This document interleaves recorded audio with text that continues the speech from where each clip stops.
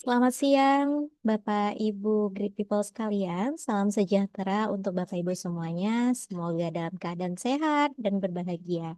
Dan semoga masih semangat untuk mengikuti webinar Great DHR pada siang hari ini. Bapak Ibu Great People semua, perkenalkan saya Lala dari Great DHR yang akan menjadi moderator seperti biasa memandu jalannya acara webinar Great DHR pada siang hari ini pada Rabu 17 Desember 2025.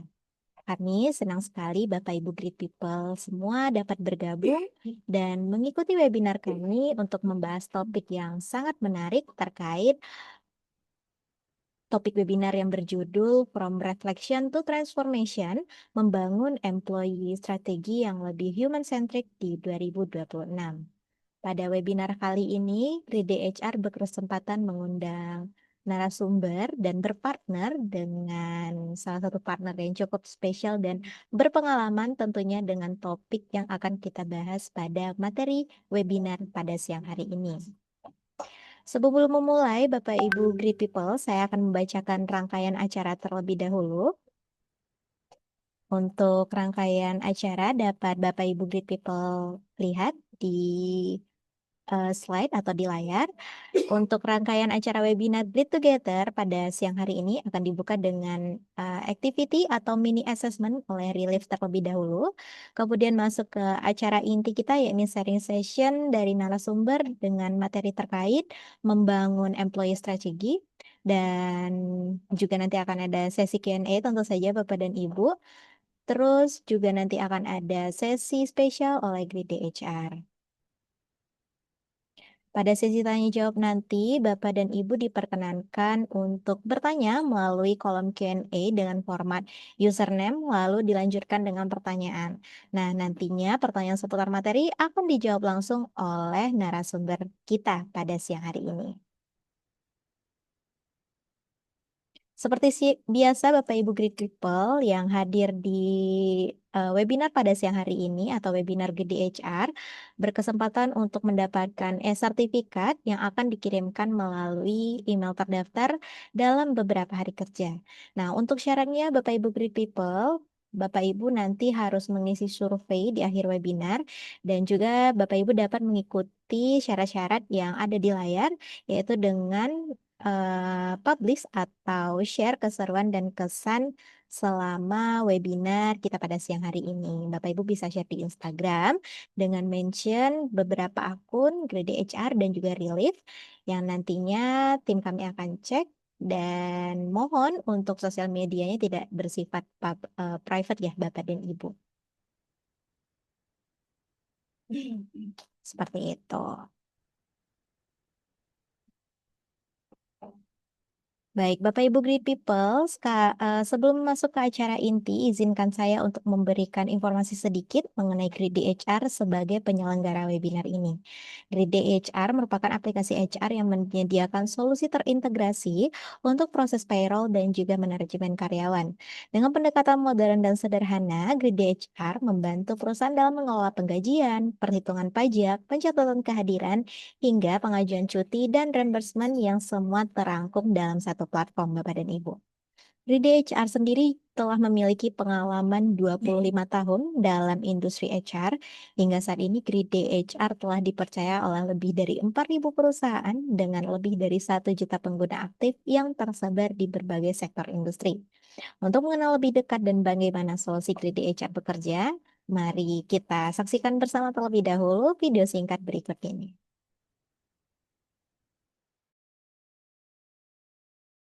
Pekerjaan HR jadi lebih mudah dengan Grid DHR. Kelola data karyawan dan otomasi payroll dalam satu sistem.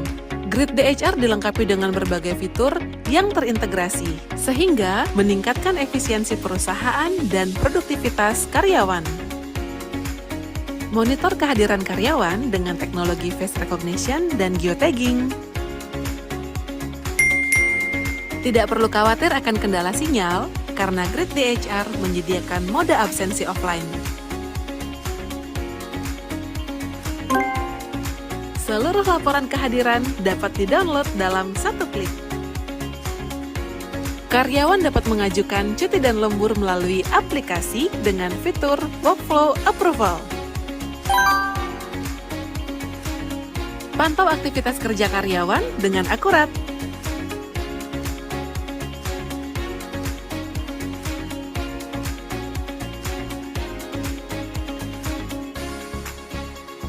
Atur jadwal shift karyawan secara fleksibel. Ucapkan selamat tinggal pada penggajian manual. Dengan fitur payroll yang terintegrasi, seluruh gaji, pajak, tunjangan, dan komponen lain dapat dihitung secara otomatis. Tersedia juga e-payslip yang mudah diakses. Ukur kinerja karyawan dengan fitur performance. Proses rekrutmen lebih efisien dan anti-human error. Bantu karyawan penuhi kebutuhan darurat dengan akses tarik gaji prorata sebelum tanggal penggajian. Rasakan pengalaman HRIS yang lebih baik.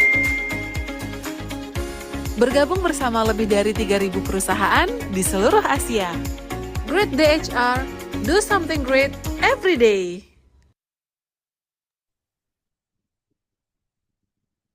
Nah, itu dia sekilas informasi terkait Grid DHR Bapak dan Ibu. Jadi jika Bapak dan Ibu ingin tahu lebih lanjut, nanti akan ada sesi khusus seputar Grid DHR yang dapat Bapak Ibu simak.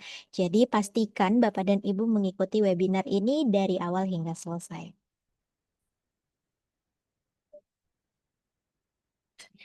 Nah, Bapak Ibu Grid People, sebelum memasuki sesi inti webinar, akan ada sesi assessment terlebih dahulu yang akan dibawakan oleh tim Relief.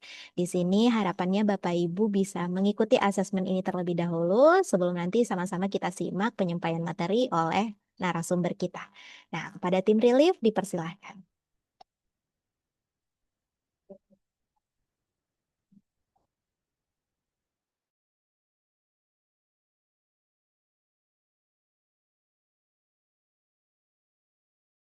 Oke, selamat siang Bapak Ibu dan rekan-rekan sekalian. Perkenalkan saya Najwa dari tim Relief yang akan menyampaikan sedikit mengenai assessment yang bisa Bapak Ibu lakukan sebelum kita memulai ke sesi sharing session hari ini nih.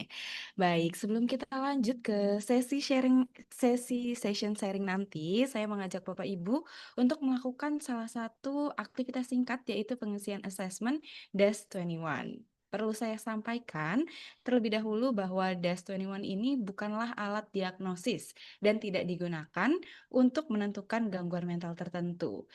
DAS21 ini merupakan eh, semata-mata untuk meningkatkan awareness terhadap kondisi emosi yang mungkin rekan-rekan alami, khususnya terkait stres, kecemasan, dan perasaan tertekan dalam waktu beberapa terakhir.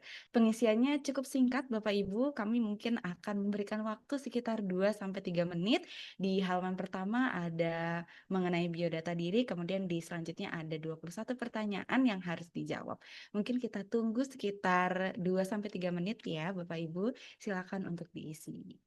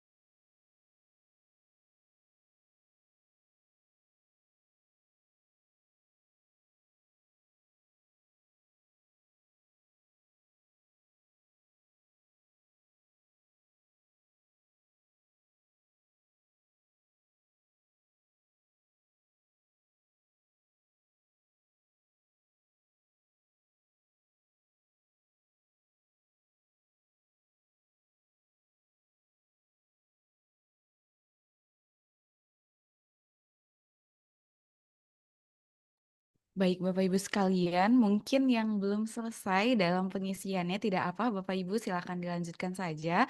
Namun saya izin mengembalikan kembali untuk melanjutkan ke sesi selanjutnya. Perlu saya ingatkan kembali sekali lagi Bapak Ibu bahwa DAS21 ini bukanlah diagnosis, melainkan gambaran awal untuk membantu kita untuk lebih aware terhadap kondisi emosi diri. Setelah ini akan saya kembalikan kepada MC. Terima kasih atas partisipasinya Bapak Ibu. Saya kembalikan, terima kasih. Baik, terima kasih tim Relief untuk asesmennya. Baik, Bapak dan Ibu, di sini setelah asesmen tadi tentunya kita akan mulai memasuki sesi presentasi oleh pemateri atau narasumber kita pada siang hari ini. Dan di sini juga sudah hadir narasumber atau speaker dari Relief, yaitu Mbak Tutik Septriasi, MPSI Psikolog, seorang klinikal psikologis. Saya ingin menyapa terlebih dahulu. Selamat siang, Mbak Tutik. Selamat siang, Kakak Lala. Ya, Selamat siang, Bapak Ibu sekalian. dari sapaannya bersemangat sekali Ibu, ya siang ini ya, Mbak. iya biar semangat, biar melek semuanya melek. Betul sekali, apalagi materinya cukup menarik banget ya untuk penghujung tahun nih gitu, penghujung tahun Penghujung tahun. 2025. Yes, Jadi kita yes. nggak usah glomi-glomi untuk penghujung tahun 2025 karena kita pastinya semangat untuk menyambut tahun 2026. Begitu ya, Mbak Tutik ya. Oke, Mm-mm. mungkin sedikit perkenalan untuk Mbak Tutik sendiri. Mbak Tutik merupakan lulusan S1 Psikologi di Universitas Surabaya dan Magister Psikologi di UGM. Beliau memiliki pengalaman kurang lebih 16 tahun. Wah, udah senior banget. Dan menjadi seorang expertise di bidang relationship conflict, self problem, dan karir dan human resource. Mbak Tutik Mbak Tutik sendiri sudah sangat expert ya dan juga sering menjadi keynote speaker bersama Relief dan juga beberapa kolaborasi dengan ASRI, IDN Times Health Talk dan juga alumni Magister Profesi UGM dan lain sebagainya. Jadi pastinya Ibu Mbak Tutik sendiri di sini udah cukup leluasa ya untuk memberikan wawasan-wawasan nih seputar materi-materi yang akan kita bahas nanti di webinar ini. Nah, tentu saja pada kesempatan kali ini Mbak Tutik akan berbagi wawasan beliau, sharing kepada Bapak Ibu Great People semua mengenai materi terkait evaluasi kebutuhan karyawan di akhir tahun, transformasi hasil refleksi menjadi people strategi, dan tips merancang strategi karyawan yang lebih human centric. Nah, pastinya bahasan tersebut akan sangat berguna bagi Bapak Ibu yang hadir di webinar ini, terutama bagi praktisi HR dan pemilik bisnis. Mengingat topik yang kita bahas ini benar-benar akan sangat berguna ya untuk evaluasi tahun 2025 ini. Nah, di webinar ini nanti Bapak Ibu akan mendapatkan insight dalam melihat kembali dinamika kerja dengan membaca pola baru dari produktivitas, kehadiran, dan feedback karyawan. Insight ini sangat penting untuk membangun employee experience yang lebih human centric dan adaptif di tengah lanskap kerja yang semakin cepat. Lalu, bagaimana sih caranya mengolah data akhir tahun nanti menjadi strategi employee experience yang benar-benar relevan dan berdampak untuk tahun 2026? Nah, disinilah nanti narasumber kita, yaitu Mbak Tutik, akan membahas hal tersebut. Harapannya webinar kini dapat Bapak Ibu simak dengan baik dan jika ada yang ingin ditanyakan, Bapak Ibu dapat langsung mengajukan pertanyaan nanti di kolom Q&A atau kolom chat. Nah, baik Bapak dan Ibu, karena Mbak Tutik juga udah siap dan bersemangat, pastinya sudah tidak sabar untuk sharing. Sebagai pembuka ya Mbak Tutik, mungkin kita akan buka atau awali nih dengan learning checkpoint terlebih dahulu, agar istilahnya untuk menyiapkan nih Bapak Ibu Great People semua menerima materi kita pada siang hari ini. Nah, mungkin learning checkpoint ini tidak akan lama ya Bapak dan Ibu, cukup 1 menit saja. Jadi mungkin kepada tim relief atau Mbak Tutik nanti bisa di-share terlebih dahulu learning checkpointnya. Oke, silakan.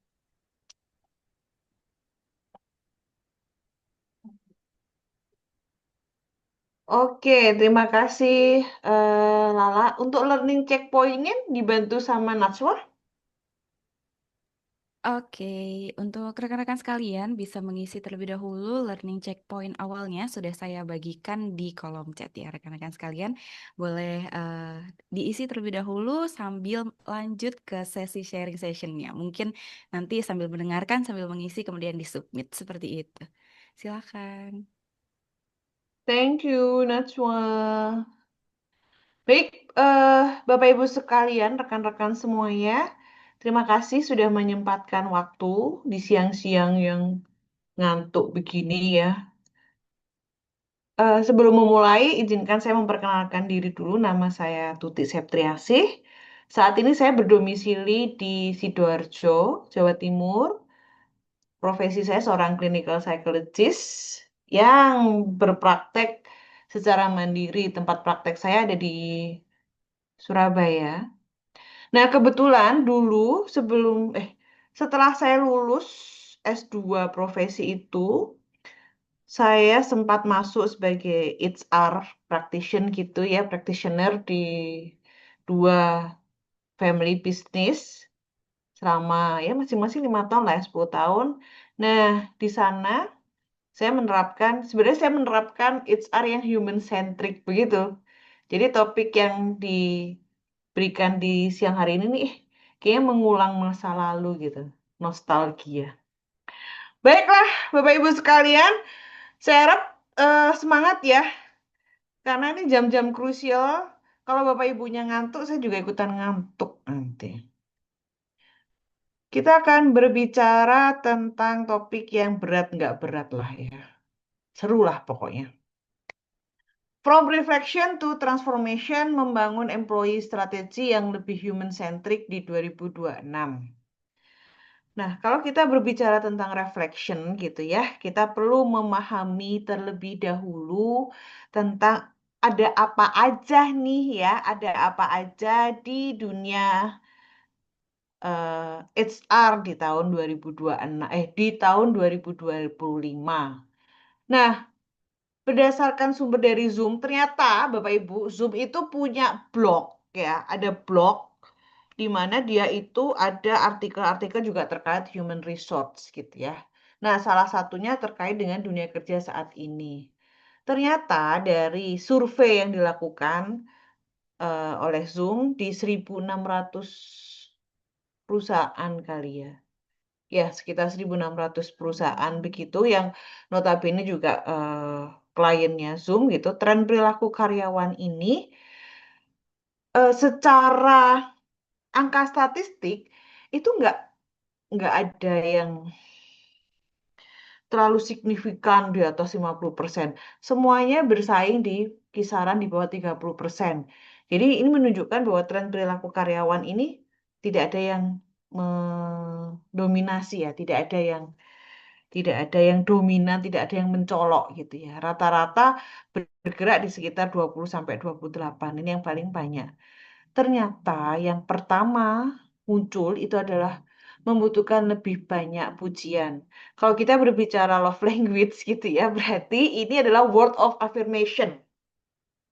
Word of affirmation itu ternyata yang menjadi tren perilaku karyawan. Mereka lebih suka mendapatkan pujian. Kemudian promosi atau kenaikan gaji. Memang setiap tahun ada kenaikan gaji normatif ya karena inflasi. Tapi yang mereka inginkan adalah promosi yang cepat. Sebagaimana kita tahu, maraknya startup ini cukup membuat teman-teman di corporate ini kebakaran jenggot gitu. Kenapa? Karena teman-teman di startup ini promosinya cepat. Sedangkan yang corporate ini cukup bertahap ya, berjenjang dan panjang kali lebar. Belum lagi kalau corporate-nya besar, cabangnya banyak. Semakin besar corporate-nya, semakin banyak cabangnya, semakin rumit lah kenaikan promosinya. Banyak sekali birokrasi yang harus dilalui. Sedangkan teman-teman startup ini sangat gesit dan dinamis. Jadi bayangkan, jika saya nih ya fresh graduate, saya keterima di corporate A, teman saya keterima di startup A gitu ya. Dalam waktu 1 tahun saya masih di entry level. Tapi teman saya ini sudah promosi, at least menjadi leader begitu. Jadi kemudian terjadi kesenjangan dengan paparan sosial media itu saya bisa melihat kok temenku udah promosi aku belum ya, sama-sama 1 tahun. Nah itu kemudian yang menjadi kebutuhan dari karyawan. Promosi itu menjadi sebuah hal yang dinanti-nanti. Kemudian menginginkan pendekatan yang lebih casual terkait representasi diri.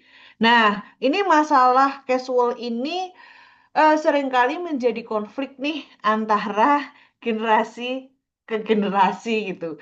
Casual ini lebih kepada semi formal gitu. Yang penting sepatu kan ya gitu loh.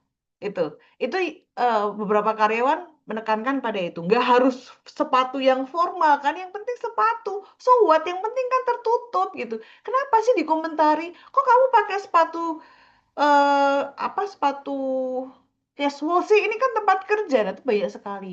Begitu juga dengan wawancara kerja, banyak sekali dikeluhkan oleh eh, karyawan-karyawan itu yang mengatakan, kenapa sih wawancara kerja harus pakai sepatu formal gitu. Sedangkan mereka tidak punya sepatu formal dan harus mengadakan itu gitu.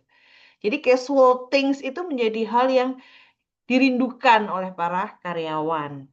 Boleh nggak sih pakai celana jeans aja? Yang penting kan celananya sopan, nggak bolong-bolong. Kenapa sih harus celana kain? Nah, something like that itu. Kemudian tidak melakukan pekerjaan di luar job desk spesifik. Jadi banyak sekali ya additional job di luar job desk. Ini yang seringkali membuat mereka teriak gitu. Boleh nggak sih fokus pada job desk gitu? Makanya beberapa karyawan berani menyampaikan pendapat bahwa ini di luar job desk saya, Pak. Boleh nggak saya nggak ngerjakan gitu. Kemudian menginginkan nilai-nilai pribadi dan nilai-nilai perusahaan selaras. Nah, ini yang agak sulit ya, agak sulit ketika dari awal ini ada ketidaksesuaian nilai antara si individu dengan si karyawan. Biasanya kita tahu ya nilai-nilainya adalah sebuah value. Dan kalau ada terjadi konflik value ini agak sulit sekali. Contoh nih ya, misalnya kalau kita eh, nah dinamis gitu ya, value-nya dinamis gitu, atau global savvy gitu ya. Nah, di satu sisi kalau kita bicara salah satu value global savvy itu ya, value-nya BUMN waktu itu gitu ya. Waktu itu global savvy itu kan terkait dengan eh, kegesitan menangkap isu-isu terkini dan kemudian mengubahnya menjadi peluang bisnis gitu. Bagi karyawan yang value-nya adalah steadiness itu agak sulit. Sulit mereka untuk bisa catch up dengan speednya perusahaan. Nah, kalau udah kayak begitu, itu pasti konflik batin yang terjadi. Nah, menolak membalas pesan terkait pekerjaan di luar jam kerja ini terkait dengan work-life balance, menginginkan komunikasi yang lebih casual. Makanya semakin ke sini, conversation percakapan di kantor itu lebih banyak lu gue, aku kamu gitu. Jarang sekali saya Anda. Ya minim saya kamu gitu ya, tapi jarang sekali saya Anda. Ini juga ada konflik gap lagi nanti yang membuat tempat kerja itu jadi tidak gitu ya. Tapi begitulah dunia kerja versi survei yang dilakukan oleh Zoom. Di 2025 ya sejak COVID lah ya remote working ini merajalela. Ternyata ada fakta-fakta yang Bapak Ibu perlu ketahui. Ya, orang-orang remote working ini ternyata tidak semua waktu di kantor digunakan secara produktif. Mereka biasanya hanya gugur kewajiban. Contoh nih buat yang hybrid ya. 2 hari di kantor, 3 hari di rumah gitu ya. 2 hari itu cuman catch up dengan orang, ngobrol-ngobrol, hahihi gitu kan. Itu kan juga shift-shiftan gitu ya. Hahihi gitu. Lebih banyak ngobrolnya daripada melakukan aktivitas kantor secara produktif gitu. Ternyata 2 dari 5 pekerja yang melakukan hybrid gitu. Kemudian pulih. Nah, kalau yang full WFH ataupun full WFA, work from anywhere, ternyata Bapak Ibu itu lebih gampang sedih. Lebih gampang sedih dan lebih feeling lonely. Kita tahu ya, kalau kita tuh cuman kerja di ruangan segitu tok gitu, nggak ada temennya, nggak ada apa, lama-lama juga eh, tangki emosionalnya, tangki sosialnya juga minus gitu. Dan ketika itu minus, udah. Apalagi kalau individu itu bekerja di kamar kos, yang makan di situ, tidur di situ, terus nanti mandinya juga di situ karena kamar mandinya jadi satu. Bayangkan, jika itu dilakukan terus menerus ya 5 hari seminggu, energi yang ada di kamar kos yang kecil itu ya 3 kali 3, 3 kali 4 begitu, itu kan sangat chaos ya. Tidurnya juga nggak berkualitas, mau kerja juga godaan apa namanya kasur itu juga tinggi, akhirnya kerja nggak karu-karuan, apa postur tubuhnya juga nggak sehat, yang tengkurap, yang duduk, yang mangku laptop segala macam pose dilakukan dan itu ternyata justru tidak sehat. Karena kalau kursi-kursi kerja itu kan disusun ada ergonominya ya, ada aspek ergonominya, termasuk masalah postur tubuh. Nah, kalau fully remote worker, mereka tidak menyediakan ruangan yang khusus untuk bekerja, maka yang terjadi yang seperti ini, mengalami kesedihan dan feeling lonely, gitu.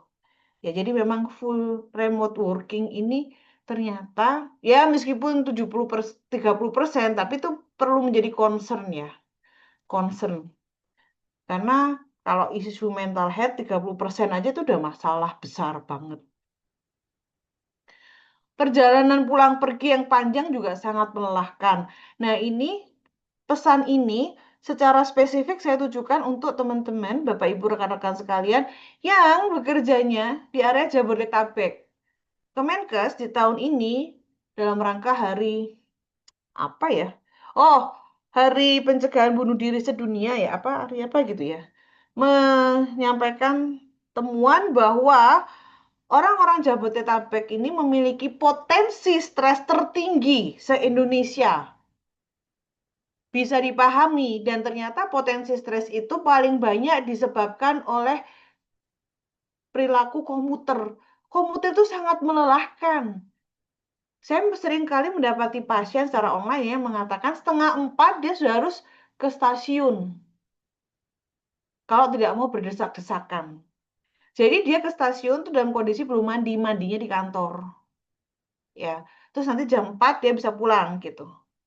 Nah, bayangin 3:30 begitu, terus itu kan sebuah effort yang amazing banget gitu. Saya melihatnya sebagai sebuah uh, perjuangan yang gitu. Kemudian terkait dengan produktivitas di remote working, seringkali ada mispersepsi antara atasan dengan bawahan. Bawahan merasa dia sudah lakukan semuanya dan atasan merasa enggak, harusnya kamu bisa lebih dari ini. Itu yang remote working. Karena apa? Karena tidak adanya pemantauan langsung. Jadi atasan itu mostly ya berdasarkan survei ini loh ya, saya tidak mendiskreditkan pada satu orang atau beberapa. Berdasarkan survei ini menunjukkan bahwa atasan itu masih suka usu-uzon. Lu nih pasti santai-santai di rumah. Lu nih pasti happy-happy aja, nggak sepenuhnya kerja. Kamu pasti kerja sambil nyambi nonton Netflix, nonton dracin, nonton apa. Jadi ada suuzon dari atasan terhadap bawahan saat melakukan remote working. Itu yang menyebabkan kepuasan kerjanya jadi juga kurang signifikan nih kalau full remote working. Dampak remote working, nih ya, Bapak Ibu sekalian, kalau yang lainnya oke lah ya, pengeluaran lebih sedikit, lebih banyak waktu bersama keluarga masuk akal.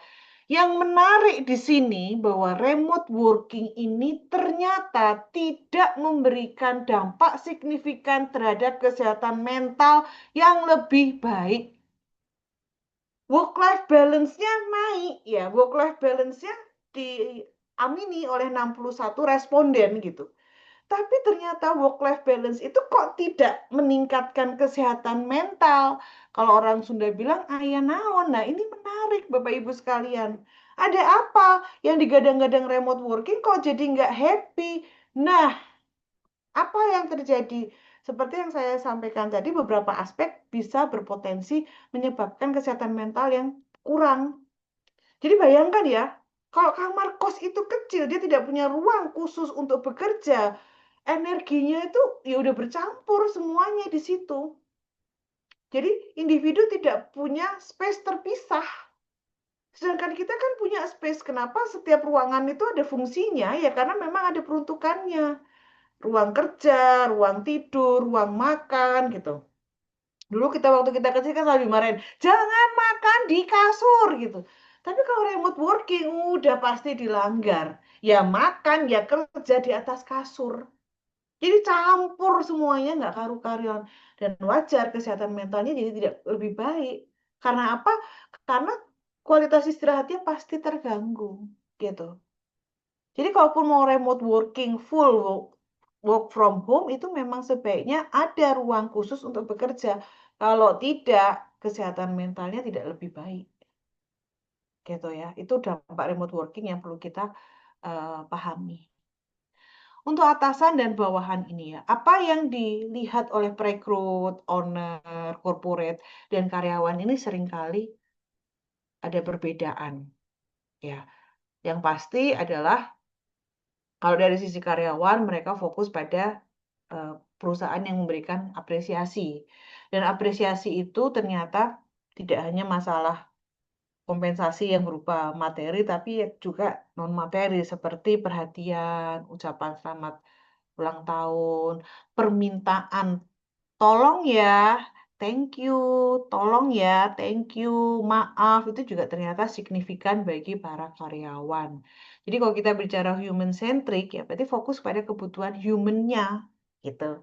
Nah, kalau kita berbicara tentang human, ya, kalau kita berbicara eh, tentang human, nah kalau karyawan membutuhkan apa benefitnya nih ya teman-teman komben nih ya kompensasi benefit yang kalau setiap tahun itu pusing ini mau ngukurnya gimana nih upah sundulan lah ini segala macam whatever you say lah gitu kan ya perlu memahami bahwa kalau kita bicara human centric ya human centric adalah nih ada top 5-nya access to paid sick leave gitu. Ya, jadi boleh ada beberapa perusahaan nih, ternyata saya juga masih banyak menemukan ketika cuti sakit itu juga kalau terlalu lama juga dipotong. Itu juga ada di undang-undang ya. Ternyata bagi bagi bagi karyawan mereka menginginkan perusahaan yang kan aku sakit, kenapa dipotong? Nah, gitu ya. Aku sakit, kenapa harus dipotong? Udah sakit, dipotong tambah sakit gitu ya. Terus healthcare benefit, ya, jadi asuransi, asuransi yang bisa cover segalanya gitu. Kemudian akses to paid holidays gitu ya, jadi di luar cuti gitu. Access to all retirement benefit, terus access to paid vacation gitu. Jadi beberapa ini agak Ih, enak banget sih karya. Ya kan kata karyawan, ini saya juga mau menyampaikan survei aja. Mau diikuti enggak, itu kebijakan masing-masing perusahaan. Ini berdasarkan survei aja ya. Kan kebetulan memang surveinya ada di luar negeri gitu ya. Jadi memang di beberapa perusahaan di Indonesia yang saya tahu ada beberapa yang sudah memberikan benefit ini. Apa namanya? Entertainment. Nah, entertainment itu ada plafonnya. Mau dipakai buat ngegame, mau dipakai untuk holiday, mau dipakai untuk eh, beli buku, mau dipakai buat beli hobi, nggak apa-apa. Yang penting plafonnya oke. Dan itu ternyata meningkatkan produktivitas si karyawan. Karena, aku diapresiasi ya baru kali ini aku tahu ada perusahaan kompensasinya, benefitnya berupa entertain gitu. Nah, itu ternyata strategi karyawan, strategi perusahaan itu berhasil. Jadi ketika tahun berikutnya kenaikan gajinya itu hanya mengikuti inflasi, mereka adem ayem aja, bisa diredam. Karena ada platform entertainment itu tadi. Dan karyawan cukup happy gitu. Nah, sejauh mana platform entertainment ini efektif, itu yang perlu dipelajari lebih dalam. Ya. Kalau kita berbicara human centric, yang paling saya suka ini adalah teori berdasarkan Maslow, needs teori, needs. Ya, kebutuhan, bukan keinginan. Dan kenapa saya menyukai Maslow? Karena Maslow ini teorinya nggak ribet. Dia cuma 5, nggak yang sampai 16 atau apa. Enggak, 5 aja dan dia berupa hierarki. Hierarki itu berarti naik gitu ya. Hierarki itu kan naik. Artinya dasarnya harus terpenuhi dulu. Jadi tidak ada, Maslow tidak mengenal akselerasi. Percepatan itu tidak ada. Kalau fisiologisnya belum terpenuhi, terus mau naik ke aktualisasi diri, yang tengah ini akan bolong. Itu akan bolong. Karena sifatnya hierarki, dia harus berjenjang. Contoh nih, contoh. Kita berbicara tentang masalah fisiologis itu fisik ya. Masalah fisiologis itu fisik. Ada kelaparan, haus, kelelahan, kedinginan, kepanasan, sakit gitu ya. Kalau fisiologisnya aja belum terpenuhi, sulit gitu loh untuk kita aktualisasi diri itu sulit. Jadi kalau misalnya dia masih megap-megap untuk makan gitu ya, makan itu masih mikir besok bisa makan apa enggak, terus kita minta untuk berprestasi itu jelas nggak mungkin, jelas nggak mungkin. Kok bisa ya? Dia lo masih muda, tapi kok nggak bisa mikir ya? Males banget ya? Ya karena dia gajinya pas-pasan banget gitu. Gaji UMK dia generasi sandwich, udah dia pasti nggak akan bisa mikir. Besok bisa makan apa enggak dia juga nggak tahu. Nah gitu ya. Meskipun dia potensial, tapi kalau tidak diimbangi dengan dasar yang mantap. Begitu juga dengan keamanan. Kayak keamanan tuh safety. Salah satunya adalah tabungan. Uang. Ya. Kalau di fisiologis itu UMR ya. Kalau keamanan tuh orang bisa nabung. Kalau di kebutuhan kedua, save ini ya, save-nya belum ada, terus kita berikan dia hidupnya masih penuh dengan cicilan kredit dan segala macam, terus dia mau aktualisasi diri, ya tidak heran kemudian banyak terjadi korupsi. Karena sisi save-nya belum terpenuhi. Sisi save-nya belum terpenuhi. Ya, save-nya belum ada, terus akhirnya pansos. Terjadilah ya penipuan-penipuan kripto gitu. Bagaimana bisa gitu? Keamanannya dia belum ada. Ya, sekarang ya kalau Bapak Ibu bayangkan, anak usia 23 tahun belum pernah ada track record trading, tiba-tiba dia muncul sebagai maskot trading yang memberikan kursus trading pada orang-orang. Dan kemudian rumahnya magrong gede-gede. Ini kan too good to be true gitu ya. Bagaimana mungkin orang yang tidak pernah punya riwayat itu sebelumnya, pendidikannya tidak diketahui dari mana, dia belajar trading segala macam, terus tiba-tiba dia jadi dalam waktu 4 tahun dia sudah merajai menjadi raja trading gitu ya. Ya wajar kemudian tidak lama kemudian dia ditangkap oleh polisi karena terjadi penipuan. Ya iya gitu. Karena fisiologis dan keamanannya belum benar-benar firm gitu. Ya, jadi perlu dicek dulu orang-orang pansos gitu ya, panjat sosial itu juga perlu dicek. Nah, kalau masih banyak utang piutang kemudian tampil menjadi speaker motivasi bisnis, ya kan repot ya. Lawang utang yang dia banyak kok bisa eh, memberikan motivasi bagi orang untuk perbesar bisnis Anda lah kan ada yang miss gitu. Nah, itu perlu diperhatikan. Maslow ini menekankan pada hierarki. Jadi step by step, dia tidak bisa loncat, tidak ada akselerasi. Kalau kita translate Maslow ke tempat kerja, kebutuhan dasar di tempat kerja itu adalah gaji. Itu dasar. Karena gaji itu untuk makan, sandang, pangan, papan. Jadi pastikan bahwa gaji itu untuk sandang, pangan, papannya memadai.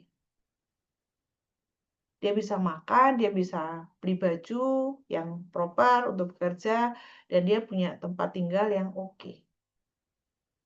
Itu standarnya. Kemudian kalau untuk safety ya, untuk safety itu adanya stabilitas di tempat kerja, di perusahaan. Nah, lately badai inflasi, badai finansial gitu kan juga merambat tuh pada ke perusahaan-perusahaan. Perusahaan-perusahaan yang tadinya kokoh itu juga udah mulai tidak bisa mengingkari efisiensi. Nah, ini menjadi isu di kebutuhan rasa aman. Begitu ada isu di perusahaan terkait dengan efisiensi dan segala macam restrukturisasi organisasi, itu dianggap sebagai kondisi yang tidak stabil. Nah, ini kebutuhan rasa amannya pasti akan kacau. Lah, kalau kebutuhan rasa aman di perusahaan ini mulai kacau, pasti akan mempengaruhi kebutuhan sosial, harga diri, dan aktualisasi. Gitu. Jadi agak sulit sekali kita, memang benar, kita akan meminta resilient, resilient, resilient. Nah, kalau kita berbicara kurva normal, jelas masa yang normal itu berada pada kondisi yang, rasa aman mereka pasti akan gelisah. Hanya talent-talent luar biasa yang bisa menunjukkan sikap resilient. Dan itu tidak semua. Ya, jadi kalau begitu ada isu restrukturisasi dan segala macam, tidak heran kalau performa kerja karyawan itu menurun. Karena kebutuhannya tidak terpenuhi. Nah, kebetulan setelah keamanan, terus ada sosial, ada kolaborasi, rasa memiliki, dan persahabatan. Nah, inilah yang seringkali miss di full remote working, di mana mereka tidak bertemu sama sekali dengan rekannya, mereka tidak bertemu sama sekali dengan satu timnya, ya. Jadi mungkin kolaborasinya ada, tapi rasa memiliki dan persahabatannya tidak ada. Ya, sehingga rasanya jadi kayak jalan sendiri-sendiri. Ini yang tidak ada. That's why fully remote working ternyata tidak memberikan dampak signifikan terhadap kesehatan mental gitu. Kemudian dari sosial baru naik ke harga diri. Pengakuan, afirmasi, penghargaan, begitu ya. Dan terakhir adalah aktualisasi diri. Aktualisasi diri ini lebih kepada performa kerja, inovasi, improvement itu ada di aktualisasi diri. Kalau kita translate ya kebutuhan Maslow ke tempat kerja. Nah, di tempat kerja ini sendiri, coba Bapak Ibu bisa cek dengan karyawan-karyawan Anda. Ini yang kita bicara tentang engagement. Ternyata kebutuhan Maslow di fisiologis, kelangsungan hidup dan rasa aman dan safety itu kalau karyawan kita masih pada dua basic needs itu, maka bisa dikatakan engagement-nya belum terbentuk. Ya, karena mereka masih istilahnya surviving mode. Ya, jadi mereka masih pada mode bertahan. Nah, kalau mode bertahan, namanya bertahan, ya dia belum bisa memberikan kontribusi signifikan, belum ada improvement, apalagi inovasi, improvement aja belum, apalagi inovasi, begitu. Nah, ternyata engagement itu dimulai dari needs ketiga, yaitu social. Means, yang membuat karyawan engage tahap awalnya, kalau dari Maslow, adalah environment. Ya, environment itu penting. Makanya banyak sekali karyawan ini ya, kalau satu gengnya satu resign, terus semuanya jadi resign. Biasanya begitu. Karena yang membuat mereka saling bertahan di badai toksik dunia, di badai toksik leader, itu adalah teman-temannya. Kita semua ruangan merasa terzolimi bareng, terzolimi berjamaah gitu. Jadi setoksik apapun bosnya, tapi kalau teman-temannya ini bestie gitu ya, itu engage mereka. Mulai engage ya, hampir engage gitu. Di kebutuhan nomor 3, kebutuhan sosial, ya, belongingness gitu ya, belongingness gitu. Nah, habis itu kalau sudah mau engage, yang di engage adalah di kebutuhan yang keempat, yaitu kepentingan terkait dengan nih ya, harga diri, self esteem, ya, self esteem. Jadi ada perasaan bahwa I am part of this company, I am part of this team. Aku didengar, aku dimengerti. Ya, ide-ideku diterima. Ide-ideku ditindaklanjuti gitu. Itu ada di pride, di self esteem, ya. Dan yang terakhir tentunya adalah aktualisasi diri. disampaikan bahwa yang fully engagement ini rata-rata memang kurang dari 15%. Kalau Bapak Ibu mendapati karyawan yang di level 5, ya level 5 ini memang harus dilakukan retain. Kalau tidak, dia akan pergi. Jarang banget retain, karena begitu orang ada di posisi aktualisasi diri gini ya, merasa bahwa bersama perusahaan ini dia bisa mengaktualisasikan diri. Wah, itu sudah kayak air bah dia berkontribusi kepada perusahaan. Dia akan memberikan semuanya untuk perusahaan dan itu perusahaan juga akan mendapatkan keuntungan yang luar biasa. Cuma memang jarang sih, 15% yang ada di level itu. Biasanya sudah di level 2 itu ya, self esteem itu mereka mulai ya, kalau sudah mulai di level 2 self esteem ini biasanya mulai banyak dideketi oleh headhunter biasanya. Ya, karena performa kerjanya udah bagus banget nih yang kalau di self esteemnya ini, ya gitu. Jadi udah mulai biasa di kalau di poin kedua itu keterlibatan di self esteem ini mereka sudah mulai didekati oleh headhunter. Gitu. Jadi proses retain itu biasanya dimulai dari sini. Ya. Kita berbicara tentang prinsip fundamental selanjutnya. Karena human centric itu salah satunya menekankan pada aspek healthy workplace gitu. Nah, healthy workplace itu melibatkan 3 hal, healthy place, healthy vision, dan healthy people gitu. Ya, ada tempatnya, ada visinya, dan ada orang-orangnya. Langkah-langkahnya pun juga bertahap, ada 4 langkah. Yang pertama, get started tentunya adalah manajemen support, top management support. Jadi, prinsip fundamental ini tidak akan berjalan jika program-program HR tidak didukung secara penuh oleh top management. Ya, top management itu adalah orang-orang yang bisa membuat decision making. Gitu.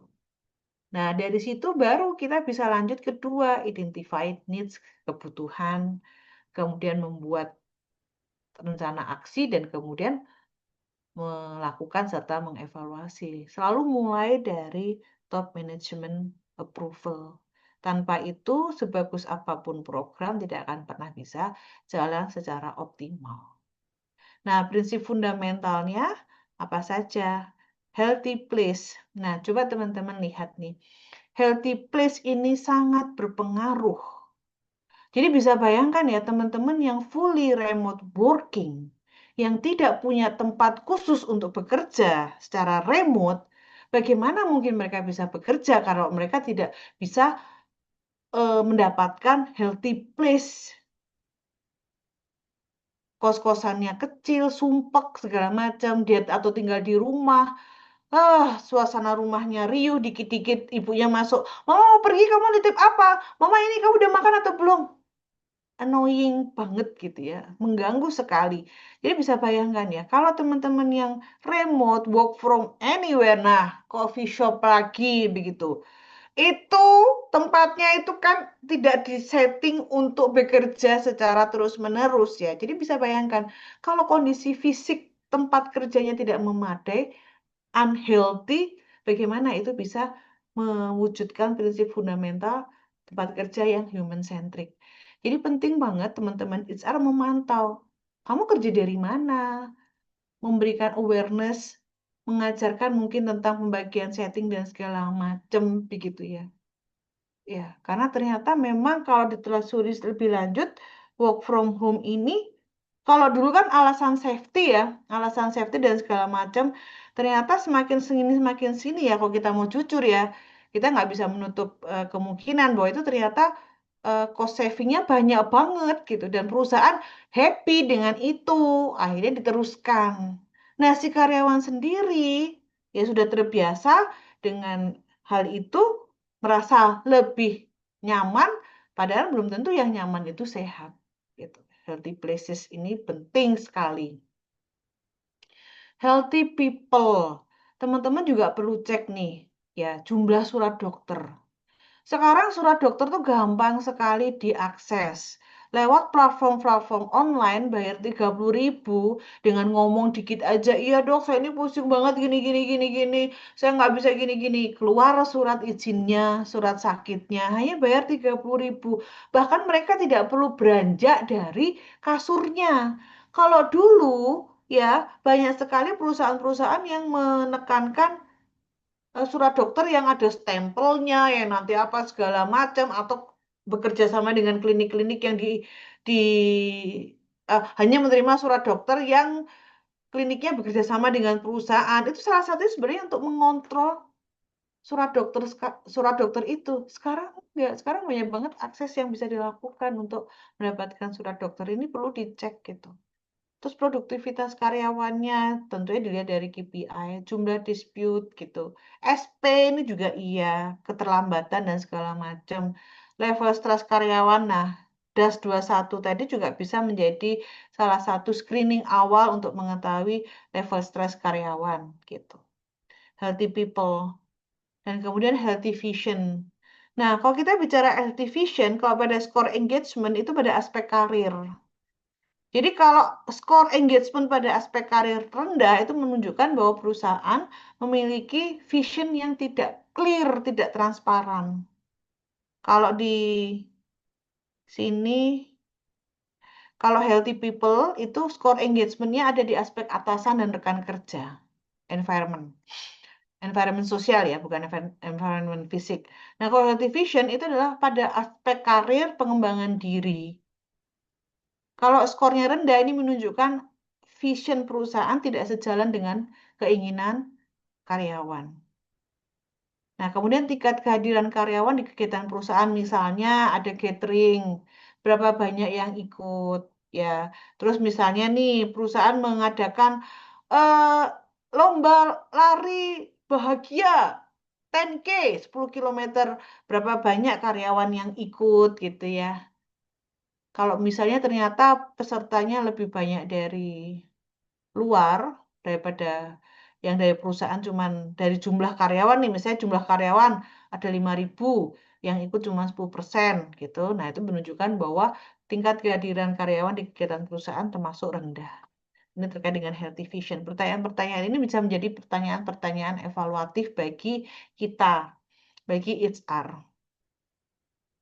Yang saya sampaikan ya, surat dokter, absen atau keterlambatan, skor engagement yang rendah. Contoh nih ya, paling banyak terjadi adalah fleksibilitas hour. Fleksibilitas working hour. Pokoknya lu mau mulai jam berapa aja, yang penting 8 jam gitu ya. Kita sebagai HR, gimana mengevaluasinya? Lihat mulainya jam kerjanya dia jam berapa.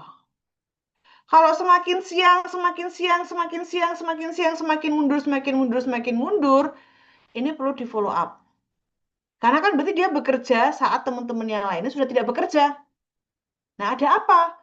Apa yang membuat dia bekerja di dalam kesendirian? Itu juga perlu dicek.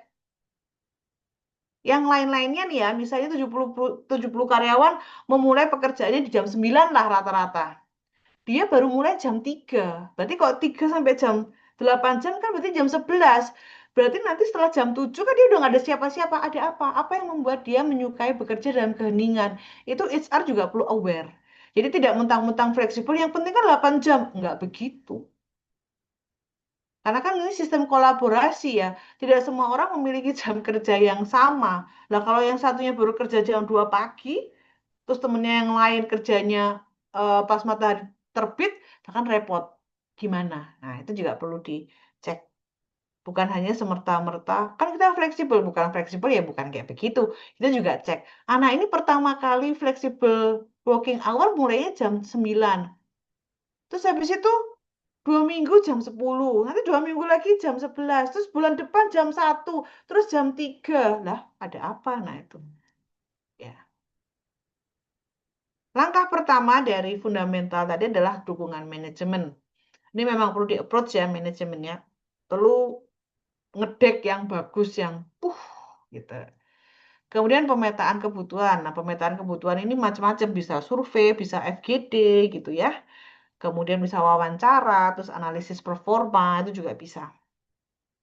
Terus langkah ketiga pelaksanaan, bikin rencana aksi, udah diimplementasikan. Terus ya ini modelnya kayak apa tuh? Agent of change lah ya. Jadi masing-masing divisi supaya ada rasa memiliki, ada belongingness terhadap program, masing-masing divisi ada PIC-nya. Mereka yang akan melaksanakan di unit masing-masing. Jadi nanti setiap berapa minggu itu meet up, review bersama PIC tersebut. Jadi agent of change. Nah, kadang-kadang agent of change ini juga berat banget. Mostly banyak sekali agent of change ini ya cuman lu aja deh yang mau repot gitu. Terus kemudian dia masih muda ya, masih newbie, jadi nggak punya power juga untuk melaksanakan program ini secara powerful di unit bisnisnya masing-masing. Dan kemudian yang terakhir adalah evaluasi. Ini penting banget. Efektif nggak? Kalau nggak efektif, ya diganti gitu. Contoh-contohnya nih, kalau kita bicara healthy places gitu ya, adanya transparansi job description, itu juga penting ya. Terus empathetic ambience. Kenapa transparansi job desk menjadi healthy places? Karena mereka punya clarity, aku harus ngapain, jadi nggak bingung. Oh, jadi aku bekerja di tempat yang tepat gitu. Ya, kemudian ada komunikasi yang efektif gitu ya, komunikasi yang sehat dan ambien ruangan yang menyenangkan. Nah, untuk teman-teman yang bekerja remote ini juga akan lebih baik jika HR juga memantau, melakukan survei tentang tempat kerja mereka kalau di rumah, tempat kerja mereka kalau sedang WFA, kerja tempat kerja mereka ketika hybrid. Ya, saya ini kan mostly pasien-pasiennya online, ya. Mostly juga mereka adalah orang-orang yang bekerja secara hybrid. Dan hanya tidak banyak yang punya tempat kerja proper di rumahnya masing-masing saat melakukan hybrid. Dan itu sangat menyedihkan kalau bagi saya. Ya, mungkin HR bisa melakukan survei kecil-kecilan tentang kondisi mereka saat hybrid. Di healthy place itu kebutuhan dasar adalah paycheck-nya. Paycheck-nya itu base pay-nya ini segalanya mandatori ya. Karena fisiologis yang kebutuhan pertama di Maslow adalah paycheck. Paycheck. Slip gaji itu penting banget. Kalau untuk yang healthy vision ya, nah ini visi misi strategi. Ini biasanya kalau dilakukan oleh beberapa perusahaan itu apa ya? Town hall. Nah, town hall itu salah satu contoh program healthy vision. Jadi karyawan tuh tahu saat ini posisinya perusahaan ada di mana. Terus program kerja yang mau dilakukan perusahaan seperti apa. Idealnya apa? Kalau misalnya teman-teman menggunakan, rekan-rekan Bapak Ibu sekalian menggunakan prinsip kuartal Q1 sampai Q4, berarti setiap closingan kuartal adakan town hall. Kalau program reviewnya itu adalah kinerja perusahaan itu direview per semester, berarti setelah closing semester town hall. Jadi setiap kali review evaluasi kinerja, kemudian ditutup dengan town hall. Ini salah satu contoh bentuk program healthy vision. Gitu. Di budaya perusahaan itu juga healthy vision. Ini juga perlu dicek. Budaya perusahaan kita, budaya perusahaan tempat Bapak Ibu bekerja, ini sudah menganut prinsip Maslow bukan?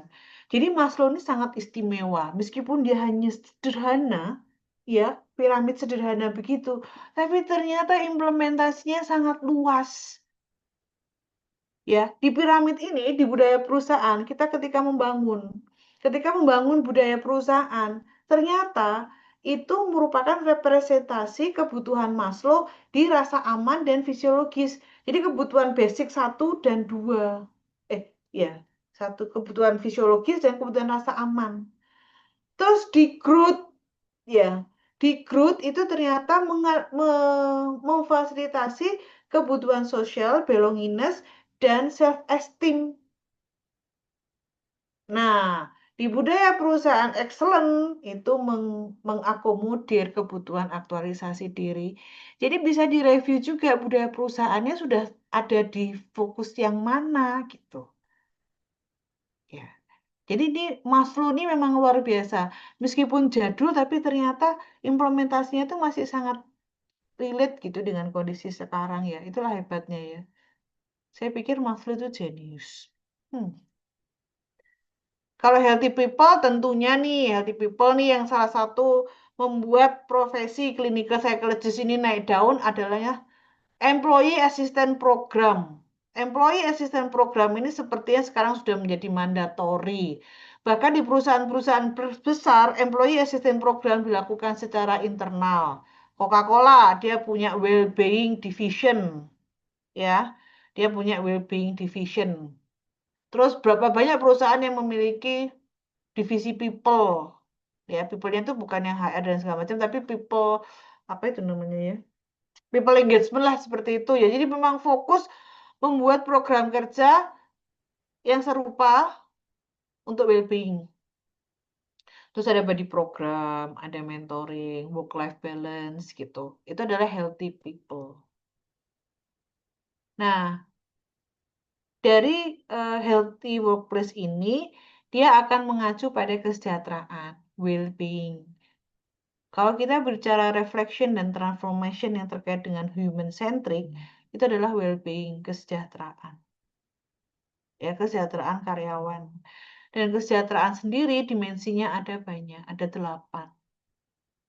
Ya, jadi sekali lagi, sejahtera ini tidak bisa cuma salah satu aja. Kalau punya duit banyak, apakah sejahtera? Ya jelas enggak lah.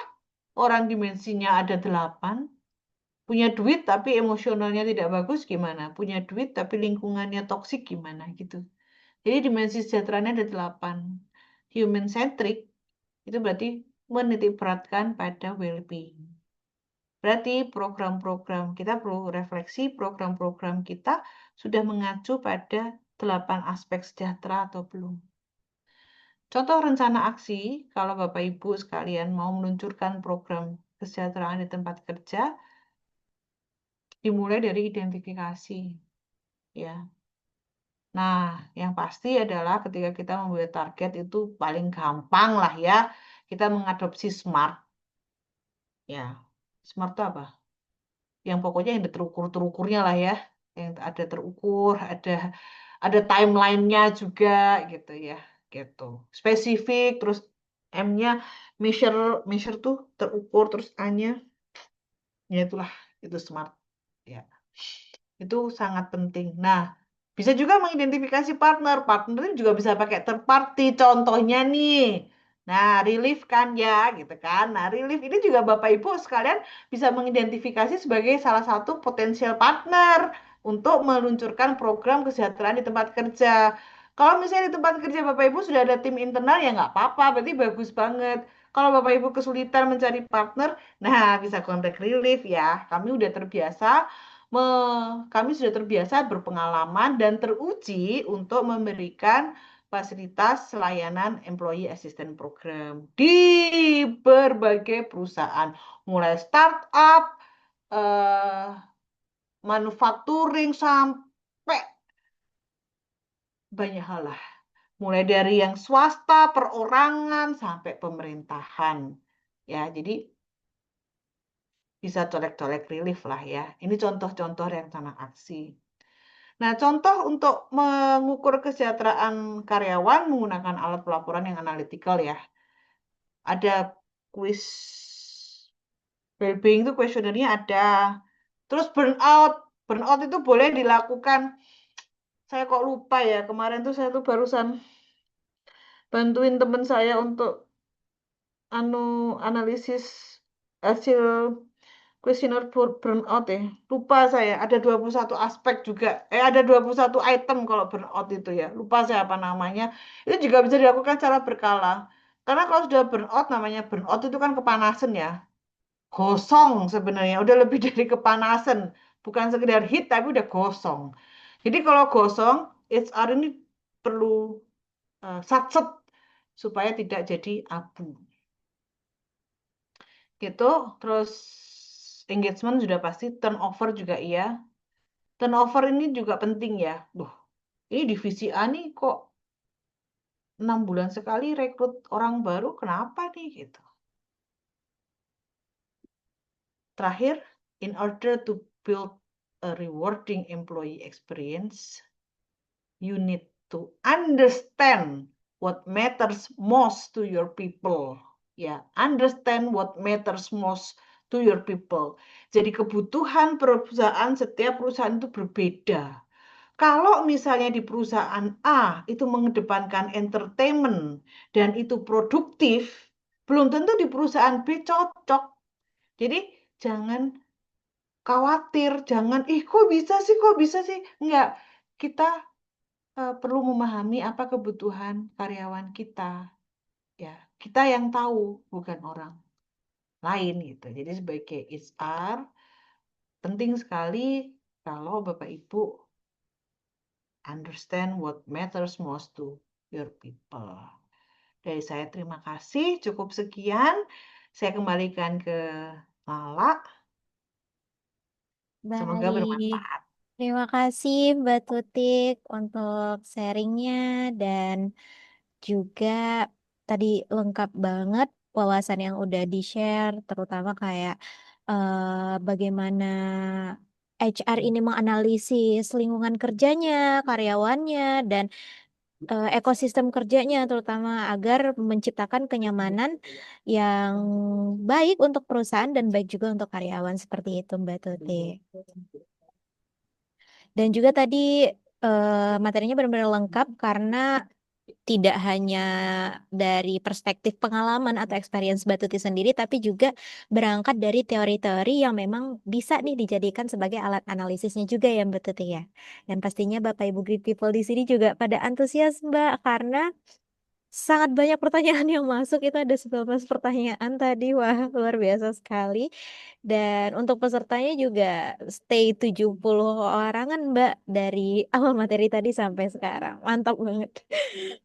Oke, mungkin sebelum masuk ke sesi selanjutnya, saya ingin eh, menyampaikan talking points terlebih dahulu dari yang disampaikan oleh Mbak Tutik tadi, bahwa dari sharing yang disampaikan oleh Mbak Tutik kita melihat bahwa dinamika kerja modern itu menuntut perusahaan untuk memandang karyawannya secara lebih utuh, tidak hanya dari sisi produktivitas tapi juga stabilitas emosionalnya. Refleksi akhir tahun berbasis data seperti engagement, workload, well-being, dan hingga pola kerja menjadi kunci untuk memahami kebutuhan karyawan yang terus berkembang. Nah, dari refleksi tersebut, HR memiliki peran strategis untuk menerjemahkan insight-insight menjadi people strategi yang lebih human centric pastinya. Dan emotional sustainability dipahami sebagai pendekatan jangka panjang dalam membangun lingkungan kerja yang suportif, sehat, dan berkelanjutan. Nah, harapannya nanti rangkaian materi yang udah disampaikan oleh Mbak Tutik tadi dapat menjadi bekal bagi Bapak Ibu semua dalam merancang strategi karyawan yang lebih relevan dan berdampak nih di tahun 2026 dan seterusnya berkelanjutan. Seperti itu. Oke, dan pertanyaan, wah udah menambah lagi pertanyaan Mbak, itu tambah 21. Semoga waktunya cukup ya Mbak Tuti ya untuk menjawab. Tapi nanti kita bisa pilih pertanyaan yang terbaik aja Mbak, mungkin 3, dan jika ada waktu lebih kita bisa nambah 2 lagi jadi 5. Nah, jika Great People mungkin masih memiliki pertanyaan, masih ada waktu Bapak Ibu untuk mengajukan pertanyaan di kolom Q&A. Nah, sambil Mbak Tutik memilih pertanyaan yang ingin dijawab, dan mungkin Mbak Tutik juga take time untuk istirahat sebentar dulu, kita akan masuk ke sesi khusus pengenalan Grid DHR terlebih dahulu dari tim Grid DHR. Seperti yang saya mention di awal tadi, di sini saya didampingi oleh Mbak Iku sebagai Sales Manager Grid DHR. Mbak Iku nanti akan menyampaikan secara singkat seputar Grid DHR sebagai HRIS yang menyediakan fitur-fitur solutif untuk memudahkan pekerjaan HR atau pemilik bisnis. Nah, lebih lanjut nanti akan dijelaskan oleh Mbak Iku yang bisa Bapak Ibu simak. Oke, baik. Kepada Mbak Iku dipersilahkan.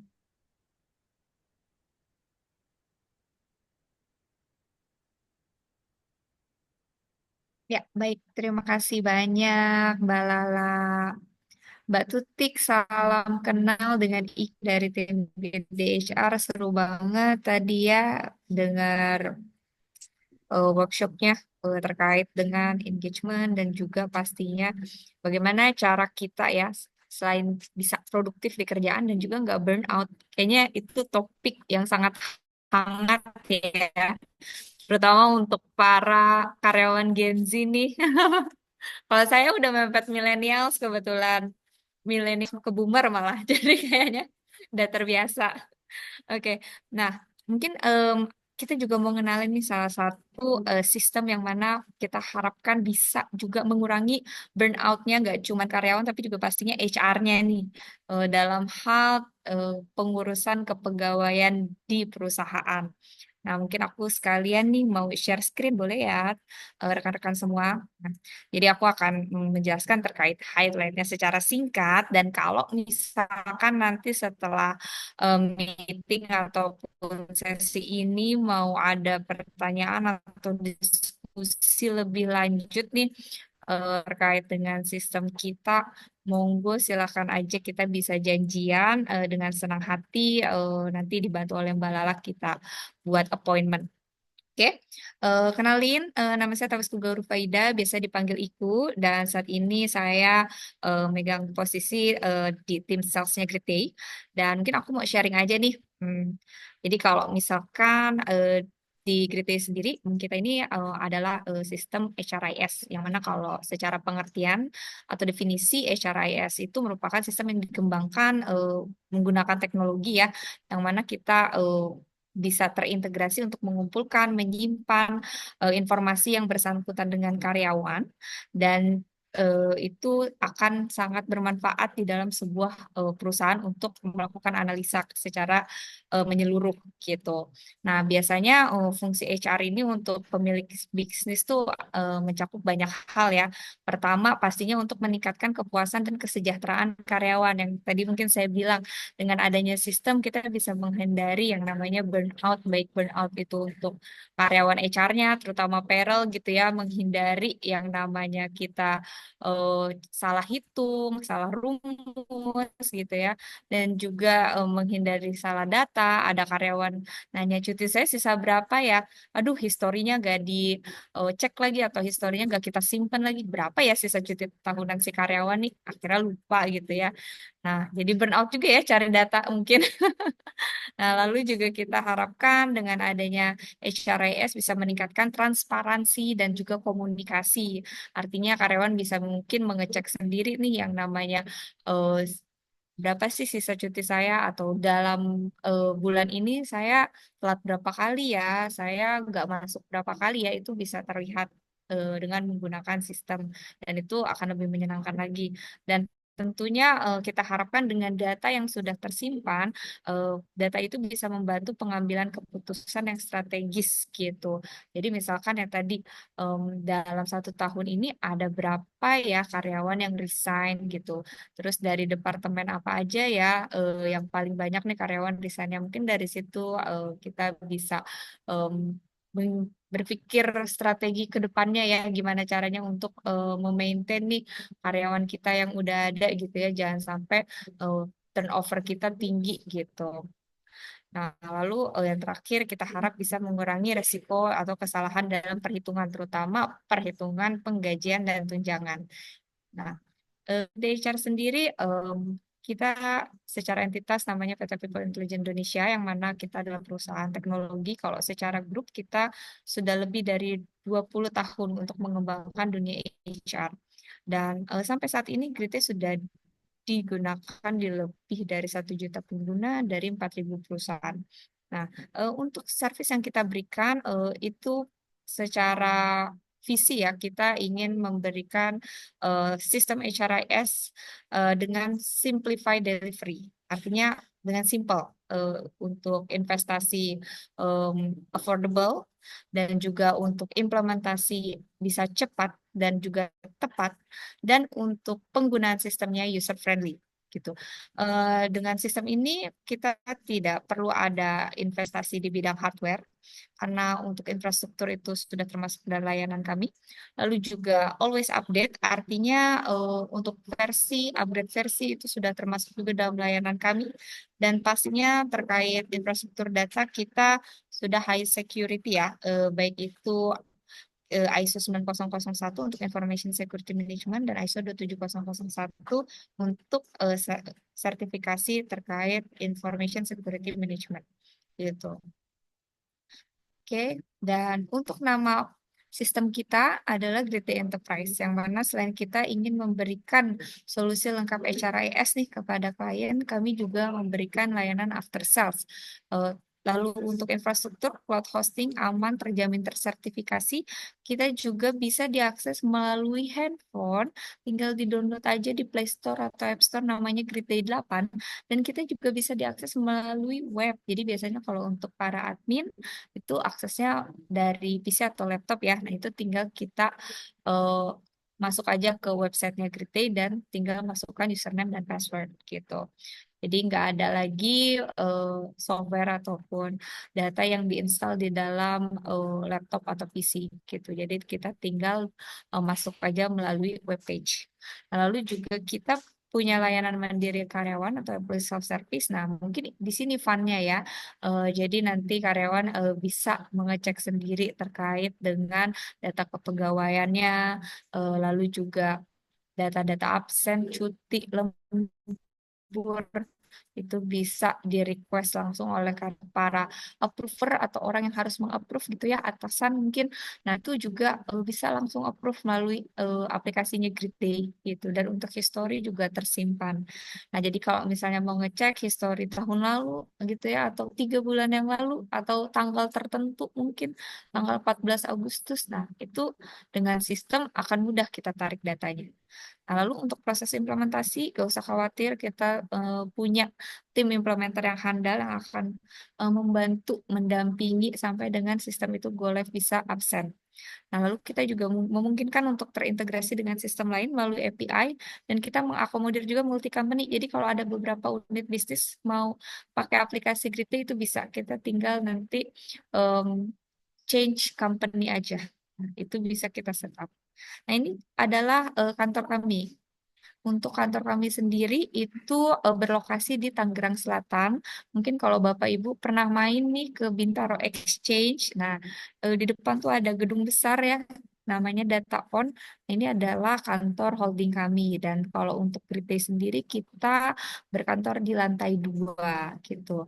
Kalau misalnya mungkin nanti mau ngobrol sama saya secara langsung diskusi terkait kebutuhan kepegawaian, atau saya mau mentransformasi nih atau mendigitalisasi nih proses HR nih di perusahaan, boleh monggo silahkan ya, nanti datang aja ngobrol sama kita apa yang bisa kita bantu. Dan kita juga punya 2 representatif office juga, itu ada di Surabaya dan Yogyakarta.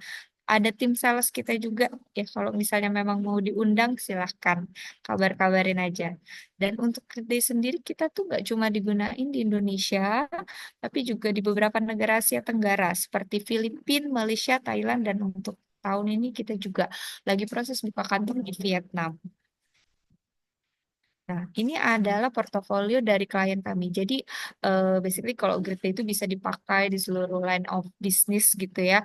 Dan setiap unit bisnis itu pastinya ada kriteria tentu gitu ya, atau policy, regulasi yang bisa disesuaikan. Nah, itulah yang istilahnya membuat Gridday ini beda juga, karena kita punya function yang cukup dalam juga, yang bisa menyesuaikan terkait dengan misalkan regulasi untuk absensi ya, ada 5 shift, 6 shift, atau misalkan absensinya itu kita minggu beda, nanti ditentukan oleh leadernya. Nah, itu bisa kita akomodir. Atau lokasinya beda-beda, Mbak Ibu, ada 10 lokasi nih gitu. Dan itu GMT atau jamnya beda-beda karena ada di Indonesia bagian Barat sama Indonesia bagian Timur. Nah, untuk istilahnya spesifikasi atas kebutuhan klien seperti itu, kita punya functionnya nih yang bisa kita sesuaikan.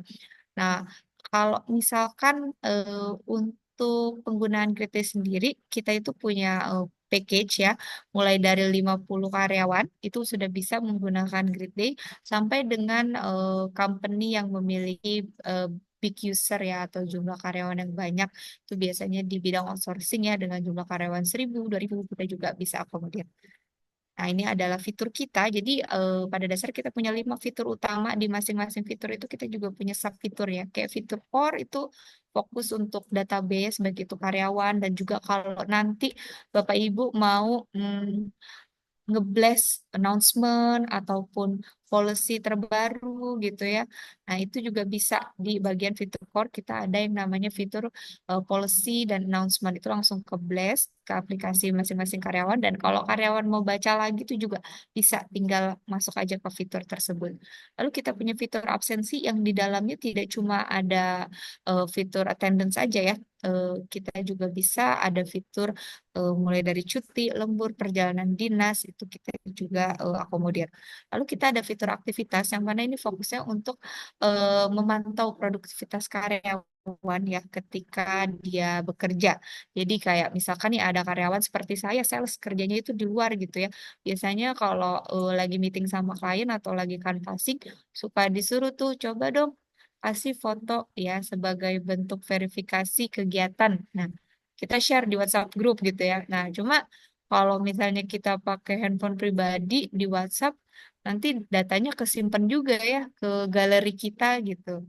Nah, itu bisa nih pakai fitur rekam aktivitas. Nah, itu jadi nanti fiturnya kita bisa masukkan foto real time dan juga lokasi, dan yang pasti datanya nanti bisa ditarik. Jadi kalau misalnya nanti atasan atau manajemen mau tarik data nih, canvassing untuk bulan Desember berapa kali dalam satu hari, nah itu bisa dicek. Lalu kita juga ada fitur finansial, kalau ini fokus ya untuk kita melakukan pengajuan klaim, reimbursement, lalu juga kita bisa bantu kelola gaji juga, hitung gaji ya. Semua komponen gaji kita juga bisa sesuaikan. Nah, nanti untuk perhitungannya kita lihat dulu rumusnya seperti apa. Dan kita juga memungkinkan untuk upload data payroll gitu. Dan nanti setelah gaji dihitung, kita bisa bantu untuk blast payslip-nya ke masing-masing karyawan. Lalu kita juga ada fitur strategis ya untuk organization development di perusahaan. Misalnya udah lancar nih ya pakai fitur Grid Day yang core sampai finansial. Aku mau coba pakai fitur performance-nya Grid Day deh, mau nilai KPI gitu ya dengan sistem. Nah, itu kita bisa. Lalu kita juga punya sistem rekrutmen. Kita pun ada 2 fitur operasional. Sebenarnya itu adalah fitur patrol dan tracking yang biasanya dipakai untuk membantu kegiatan operasional di klien kami yang bergerak di bidang outsourcing. Tuh. Nah, ini adalah proses bisnis kami. Jadi nanti untuk proses diskusi awal, negosiasi, sampai dengan dealing itu akan dibantu oleh tim salesnya Grid Day. Setelah nanti sudah selesai dealing, kita akan masuk ke ranah implementasi, mulai dari kick off meeting, lalu nanti setup data, adjustment data, sampai dengan key user training itu akan dibantu oleh tim implementer. Dan setelah go live nih ya, absen go live gitu ya, untuk payroll juga. Nah, kita akan masuk ke ranah support. Yang mana kalau di Gritty supportnya itu diberikan selama masa berlangganan. Nah, selain kita punya help support chat ya di masing-masing fitur, kita juga biasanya membuat WhatsApp group untuk para PIC. Fungsinya apa? Untuk mempermudah komunikasi. Yang namanya kita pakai sistem pastilah ada bugs ya, atau misalkan ada pertanyaan kembali, mungkin trainingnya masih belum jelas atau ada perubahan, mau ngubah setting sesuatu. Nah, itu bisa langsung ditanyain ya untuk para PIC ke WhatsApp grup kita gitu, sehingga kita tidak ada kesulitan ya dalam hal pertukaran informasi, karena pastinya kita ingin supaya klien itu bekerja samanya lama dengan kami ya, berlangganannya itu dalam jangka panjang. Nah, untuk WhatsApp group sendiri, karena kita disupportnya oleh dedicated tim gitu ya, jadi dengan manusia bukan dengan chatbot. Nah, itu kita ada jam kerjanya hari Senin sampai Jumat jam 8 sampai jam 5. Tapi kalau misalkan nanti ada pertanyaan di luar jam kerja, nggak apa-apa, ditanyain aja, nanti kita akan jawab di jam kerja gitu. Dan sekalian nih mau informasi ya, mungkin kalau ada yang lagi coba cari sistem atau sedang mereview sistem yang sedang dipakai saat ini gitu ya. Nah, misalnya sepertinya Gritty menarik nih gitu. Boleh kabarin aja karena kita juga punya special deals khusus untuk tahun 2025 Desember ini. Dan mana promonya ini sebenarnya sampai tanggal 20 Desember nih. Jadi sebentar lagi ya. Nah, kita cukup banyak nih yang ditawarkan untuk year end deals ini, mulai dari harga promonya kita lock 5 tahun, jadi tidak ada kenaikan. Lalu kita juga kasih free strategic dashboard. Admin user kita kasih unlimited, mau 10, mau 15 silahkan. Biasanya kalau admin user itu harganya beda soalnya. Nah, kalau kita saat ini kasih gratis. Lalu kita kasih gratis fitur KPI. Implementasi senilai 25 juta juga kita kasih gratis. Dan kita kasih gratis dokumen manajemen gitu. Jadi untuk distribusi dokumen kepegawaian itu juga bisa pakai Gridday. Jadi nggak perlu ragu, klaim sekarang. Nah, bisa hubungin saya atau Mbak Lala. Dan atau kalau misalnya memang mau langsung datang ke kantor juga boleh ya. Jadi kita bisa sekalian kenalan dan diskusi lebih lanjut. Ya, mungkin itu yang bisa saya sampaikan ya. Dan semoga bermanfaat. Dan sekali lagi saya harapkan acara ini juga sukses dan bermanfaat ya untuk Bapak dan Ibu semua. Terima kasih Mbak Lala atas waktunya. Baik, terima kasih Mbak Iku atas penjelasannya terkait Grid HR. Kalau tadi dari Mbak Tutik menjelaskan terkait bagaimana untuk menambah wawasannya dan juga bagaimana menambah skill, dan kalau dari Grid ini lebih untuk memudahkan prosesnya. Seperti itu Bapak dan Ibu. Baik, karena tadi sudah dijelaskan terkait Grid HR dan juga pasti Bapak Ibu sudah memiliki banyak pertanyaan juga, dan nampaknya Mbak Tutik juga udah siap untuk menjawab pertanyaan. Kita mungkin langsung saja Mbak untuk masuk ke sesi Q&A atau tanya jawab. Nah, kayaknya nih Mbak Tutik udah milih beberapa pertanyaan ya dari tadi ya. Banyak ya Mbak, udah masuk lagi 24 pertanyaannya. Iya, milihnya tuh bingung banget ya. Eh, Cuman karena ini kalau mungkin dari sini beberapa bisa saya rangkum nih ya betul-betul. ya. Cuman nanti tetap ada ini, ada question of the day-nya kah? Enggak kan? Enggak harus Ada, ada. ada, Ada. ada penanya terbaik nanti, Mbak. Jadi kalau question of the day-nya biar saya pilihin nanti. Cuman ini eh, saya berusaha untuk memfasilitasi semuanya karena beberapa ini masuk kategori yang sama ya. Ya, nggak apa-apa. Ya. Oke. Untuk beberapa pertanyaan ini saya bisa membagi menjadi satu dari HR-nya sendiri. Ternyata banyak juga keluhan-keluhan HR-nya juga penuh dengan tekanan batin begitu ya. Terus yang kedua tentang efektivitas program, dan yang ketiga kemudian terkait dengan cara pengukuran. Nah, kita akan mulai dulu dari HR dulu sebagai pelaksana, Human Resource Management-nya sebagai pelaksana. Supaya kita tidak kena konflik of interest. Ya. Karena apa? Karena saat kita bekerja, kita itu memainkan peran. Peran sebagai human resource dan peran karyawan. Nah, ini yang perlu kita pahami dulu, posisi kita ada di mana. Artinya, ketika kita masuk ke perusahaan itu sebagai HR, maka role karyawan itu perlu kita accept.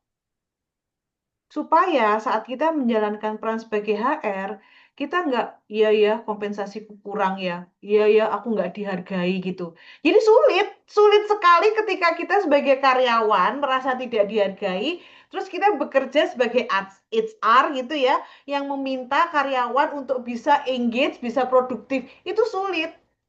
Itu seolah-olah kayak apa ya, tidak walk the talk gitu ya, masking.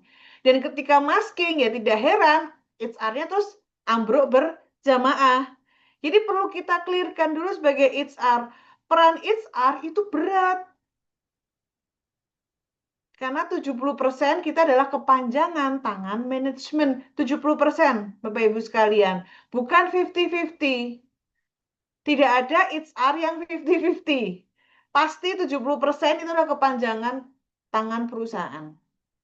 Nah, ketika kita sudah menyadari peran kita sebagai 70% sebagai tangan, 70% adalah kepanjangan tangan perusahaan, maka kita perlu memahami dulu, kita udah deal belum dengan kompensasi benefit yang kita terima sebagai karyawan.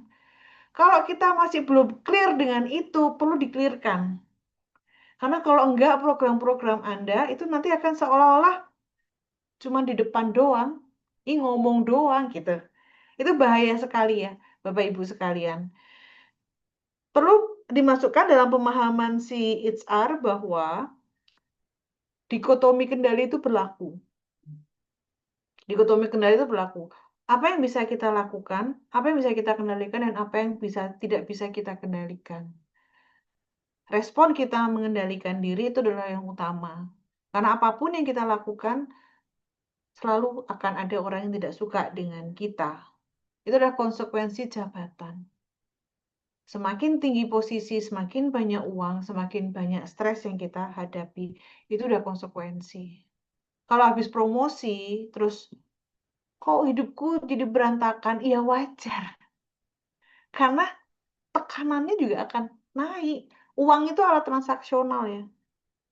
Semakin banyak uang yang kita terima, transaksinya juga semakin banyak. Gitu.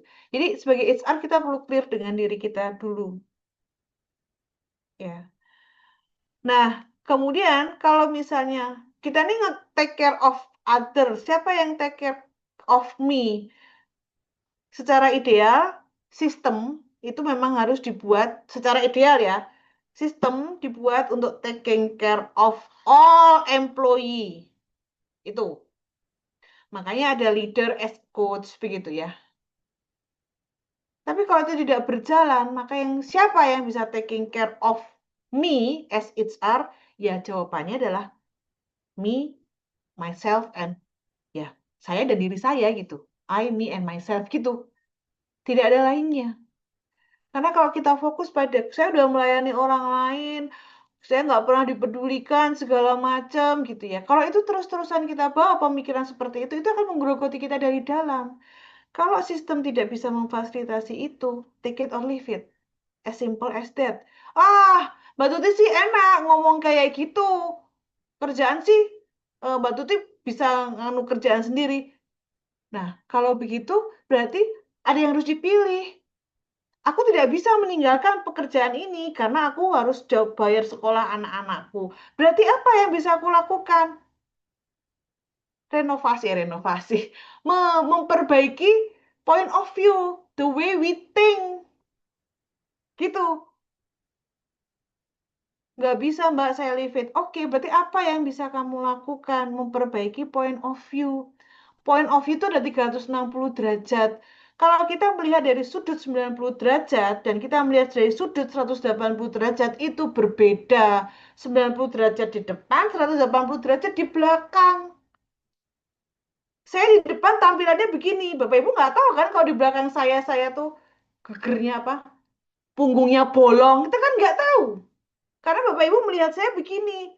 Nggak ada yang tahu kan kalau baju saya yang saya pakai di belakang tuh sobek-sobek. Nggak ada yang tahu. Jadi POV itu 360 derajat. Sebagai HR, karena kita ini divisi service, intangible-nya lebih banyak daripada yang tangible, ya, berarti penting cara kita untuk melihat suatu masalah, gitu. Nggak ada yang taking care. Memang idealnya kita perlu taking care other, gitu ya. Tapi kalau nggak ada, apa ya kelar dunia kita? Kan ya nggak. Disuruh leave it, kerjaan saat ini susah. Transform your point of view, gitu. Karena kalau nggak gitu, lama-lama kita jadi kayak zombie. Datang, ceklok, kerja, pulang, ceklok. Udah, nggak ada happy-happynya sama sekali, gitu. Tahu-tahu gula darah tinggi, tahu-tahu umur 30, tensinya 170, gitu. Itu ya dari sisi HR ya.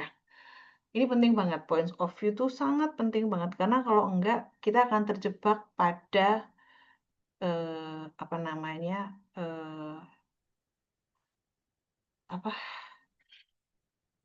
tarikan pikiran negatif. Dan kalau udah tarikan pikiran negatif yang merajalela, wah, udah deh, gitu ya. Jadi terus kalau kita berbicara dari sisi HR-nya begitu, terus dari sistem Sejauh mana human centric ini akan bisa mengakomodir apa? Mengakomodir performa perusahaan. Saya bisa katakan kalau human, selama karyawan kita itu adalah human, ya, selama karyawan kita itu human, maka human centric saya bisa katakan absolutely bisa berkontribusi secara signifikan terhadap performa perusahaan. Karena karyawan itulah yang akan menjadi motor bagi perusahaan. Jadi nggak usah khawatir. Nanti kalau human centric, merekanya kebablasan. Kalau human centric kebablasan berarti strateginya, rencana kerjanya belum sesuai, ya belum sesuai dengan kebutuhan perusahaan.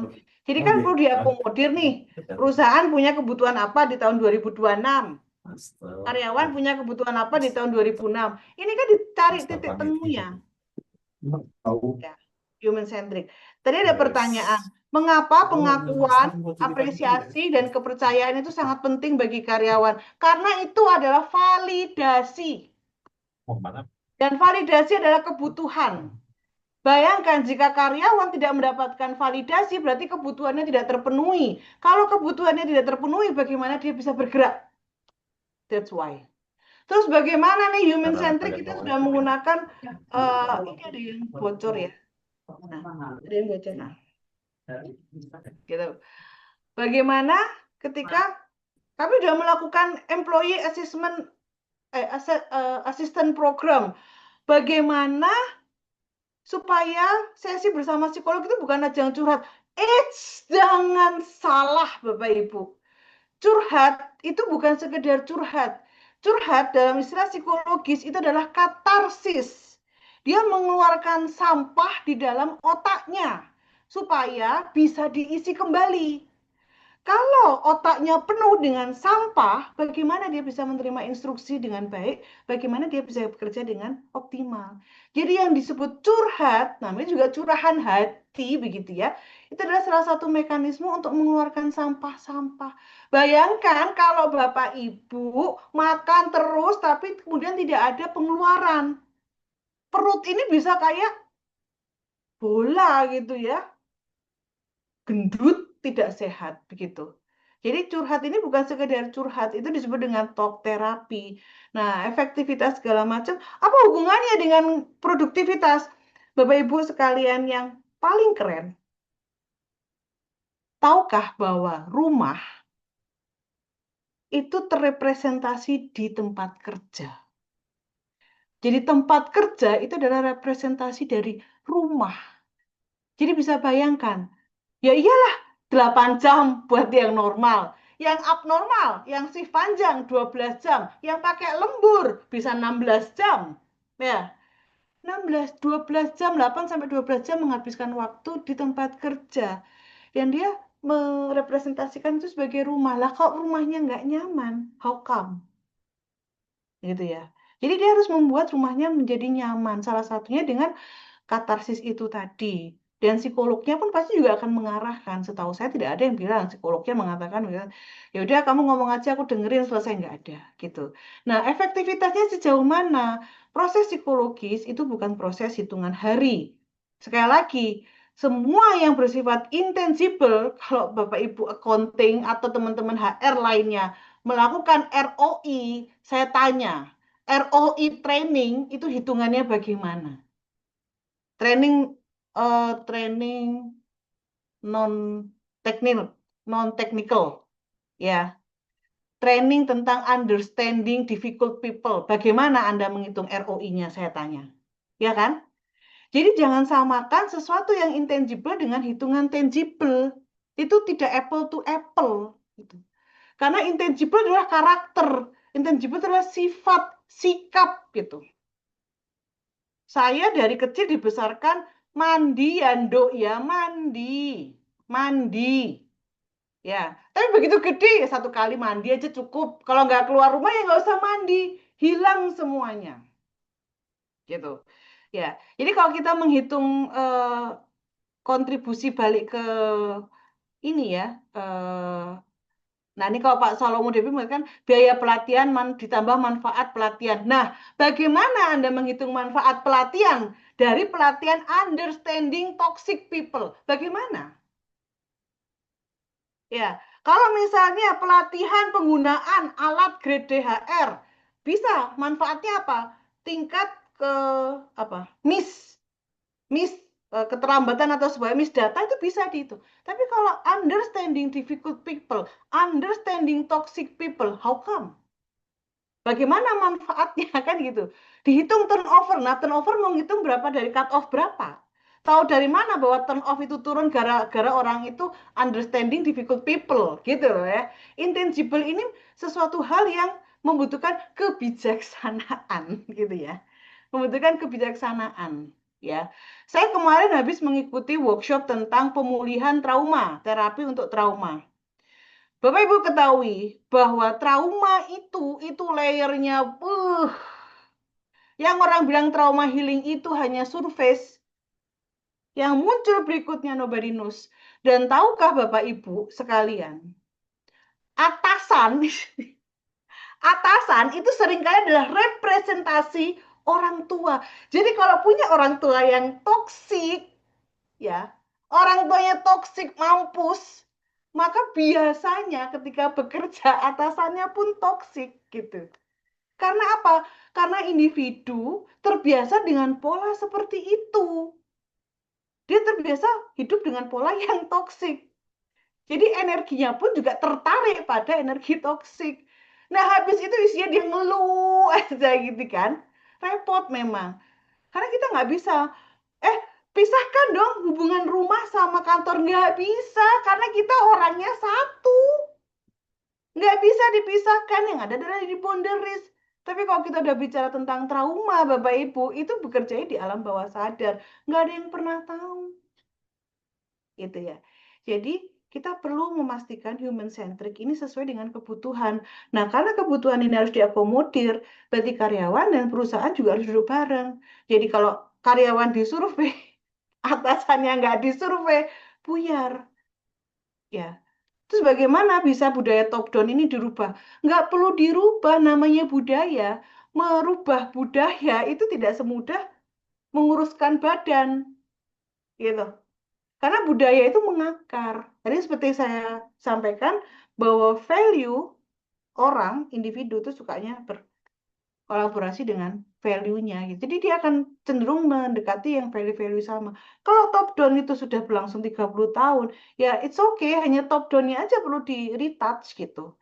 Karena merubah budaya itu sesuatu yang luar biasa. Nah, kalau untuk pengukurannya sendiri banyak. Score engagement, kalau engagement itu sekarang yang masih pegang itu Gallup. Ya, cuman memang mahal banget. Dan Gallup itu sangat customized sekali. Saya selalu amazed. Engagement survei-nya Gallup itu nggak tahu ya, itu selalu bisa menjawab semua kebutuhan baik perusahaan maupun karyawan. Itu Gallup. Ya makanya dia kasih harga mahal gitu ya. Terus kalau misalnya Bapak Ibu mau lihat lagi ya McKinsey. McKinsey itu skor engagement-nya juga bagus. Ya, gitu. Terus kemudian ya skor burnout itu juga untuk mengecek posisi itu. Gitu. Penghematan ini ya kalau Pak Salome. Ini Bu, penghematan turnover sebelum sesudah biaya resign per karyawan sebelum training, manfaat. Nah, ini bagaimana kita mengecek bahwa turnover-nya tidak turnover itu karena training itu kan kita juga nggak pernah benar-benar tahu. Siapa tahu dia juga bisa mengecek karena ya kan. Belum lagi rasa sungkan. Udah deh, nanti 1 tahun aja kan saya habis di trainingin mahal 150 juta. 1 tahun aja deh supaya nggak kelihatan. Nah, 1 tahun terus kemudian dia resign. Udah nggak bisa hitungan dari kalkulasi. Selama trainingnya tidak ada ikatan dinas. Pusing kalau ngurusin manusia karena banyak intangible-nya.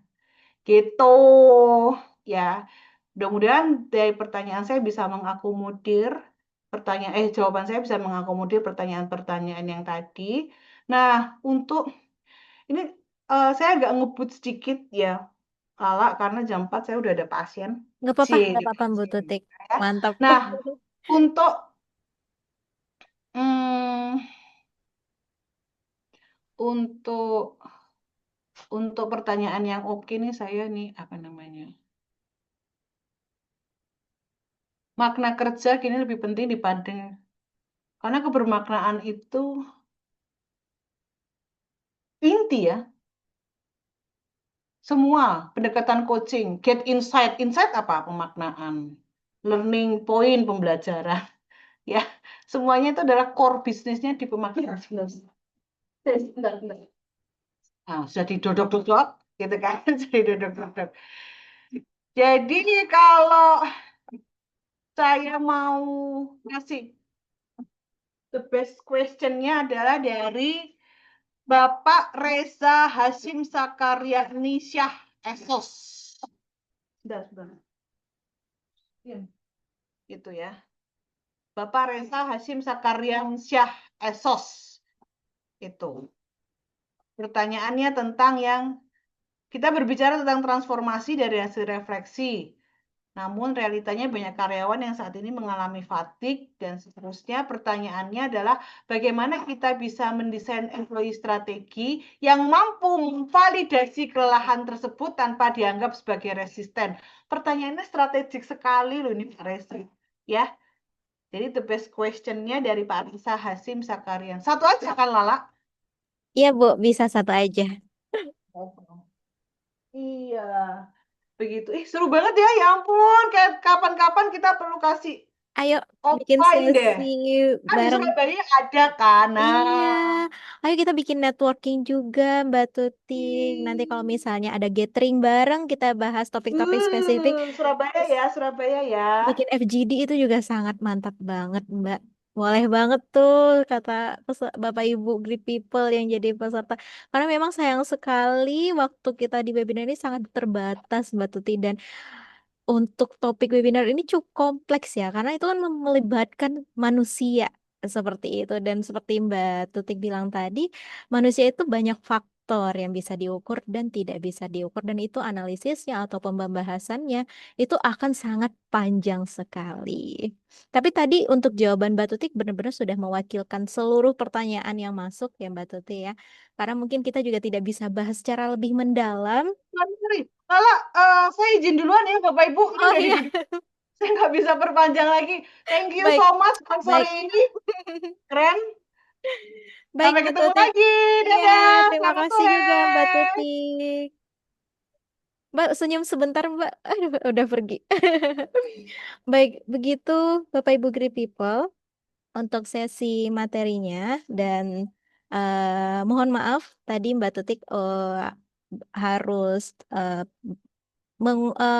cabut dari Zoom terlebih dahulu. Dan mungkin karena sesi Q&A juga sudah selesai, di sini kita akan ada learning checkpoint lagi Bapak dan Ibu setelah penyampaian materi dari Mbak Tuti tadi. Dan mungkin setelah ini boleh tim relief disampaikan learning checkpointnya. Oke, terima kasih banyak Mbak Lala. Alhamdulillah sudah selesai ya Bapak Ibu sekalian. Di sini saya akan membagikan link learning checkpoint akhir. Bapak Ibu juga bisa scan barcode-nya. Nanti ketika Bapak Ibu sudah selesai eh, mengisi learning checkpoint akhir ini, Bapak Ibu bisa mendapatkan materinya di link saat sudah submit seperti itu Bapak Ibu. Jadi bisa diisi terlebih dahulu untuk learning checkpoint akhirnya karena nanti di akhir sudah ada materi yang Mbak Tutik berikan hari ini seperti itu. Mungkin bisa kita tunggu dulu kali ya Mbak ya sekitar 1 menit gitu untuk pengisiannya. Oke, silakan rekan-rekan untuk diisi.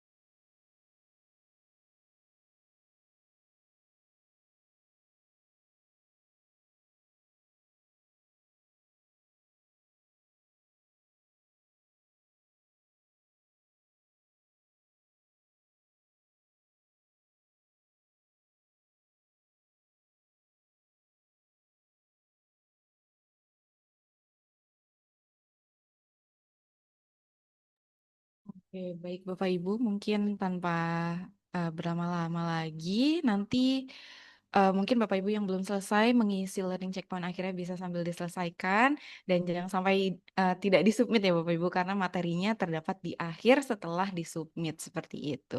Saya kembalikan lagi ke Mbak Lala, terima kasih.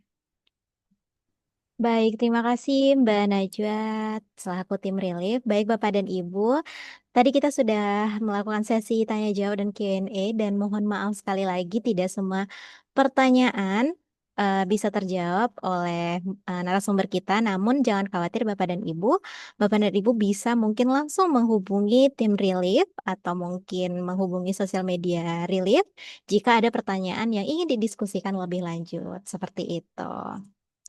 Nah, untuk sesi Q&A tadi menandakan berakhirnya materi webinar kita pada siang hari ini. Namun, seperti biasa, sebelum mengakhiri webinar akan ada door prize untuk great people beruntung yang hadir di webinar ini. Nah, untuk door prize-nya tadi, itu merupakan Bapak Ibu yang mengajukan pertanyaan dan akan saya undi terlebih dahulu. Jadi mungkin selain tadi best question yang dipilih oleh Ibu Mbak Tuti sendiri, di sini sudah ada beberapa nama yang mengajukan pertanyaan dan akan kita undi ya Bapak dan Ibu. Mohon tunggu sebentar. Oke, baik kita mulai ya.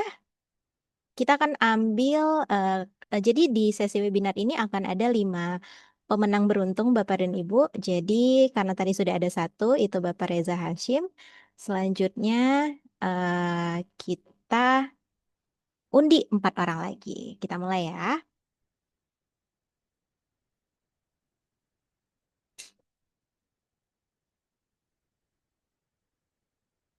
Oke, selamat kepada Bapak dan Ibu Rahajeng untuk memenangkan e-wallet sebesar 30.000. Selanjutnya,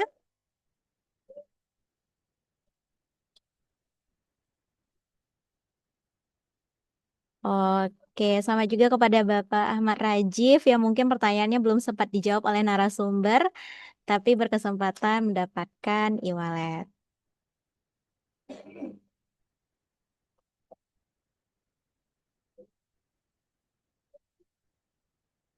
Oke, sama juga untuk Ibu Nurul F. Dan terakhir, siapa yang akan beruntung?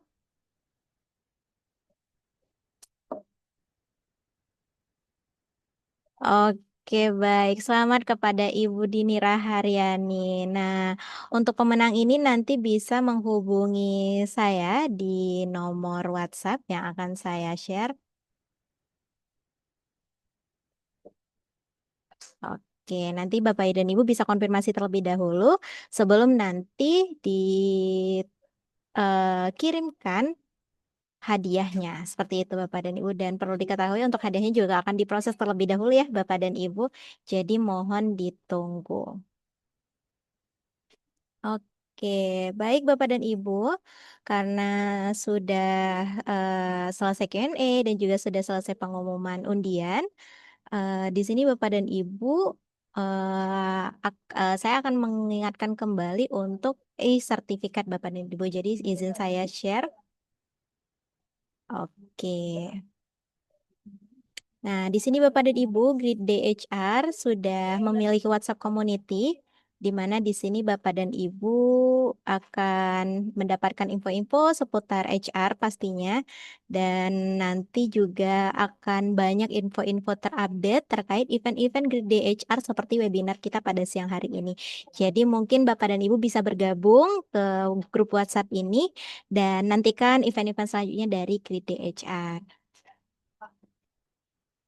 Saya juga ingin mengingatkan kembali bagi Bapak Ibu Great People yang ingin mendapatkan e-sertifikat di webinar ini, pastikan untuk mengisi survei melalui link yang sudah saya share di kolom chat. Berikut juga Bapak Ibu bisa langsung scan QR code yang tertera di layar Bapak Ibu. Jadi nanti Bapak Ibu bisa mengisi survei terlebih dahulu dan untuk sertifikat nanti akan diproses juga ya Bapak dan Ibu dalam beberapa hari akan dikirimkan melalui email yang Bapak Ibu daftarkan. Seperti itu. Jadi pastikan Bapak dan Ibu mengisi survei melalui QR code yang ada di layar ini dengan data yang benar ya Bapak dan Ibu.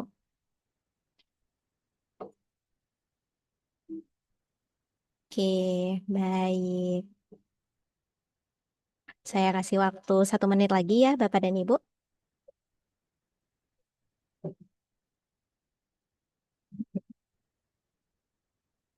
Oke, baik. Jangan lupa juga Bapak dan Ibu untuk mengikuti sosial media Grid HR baik di Instagram ataupun di LinkedIn.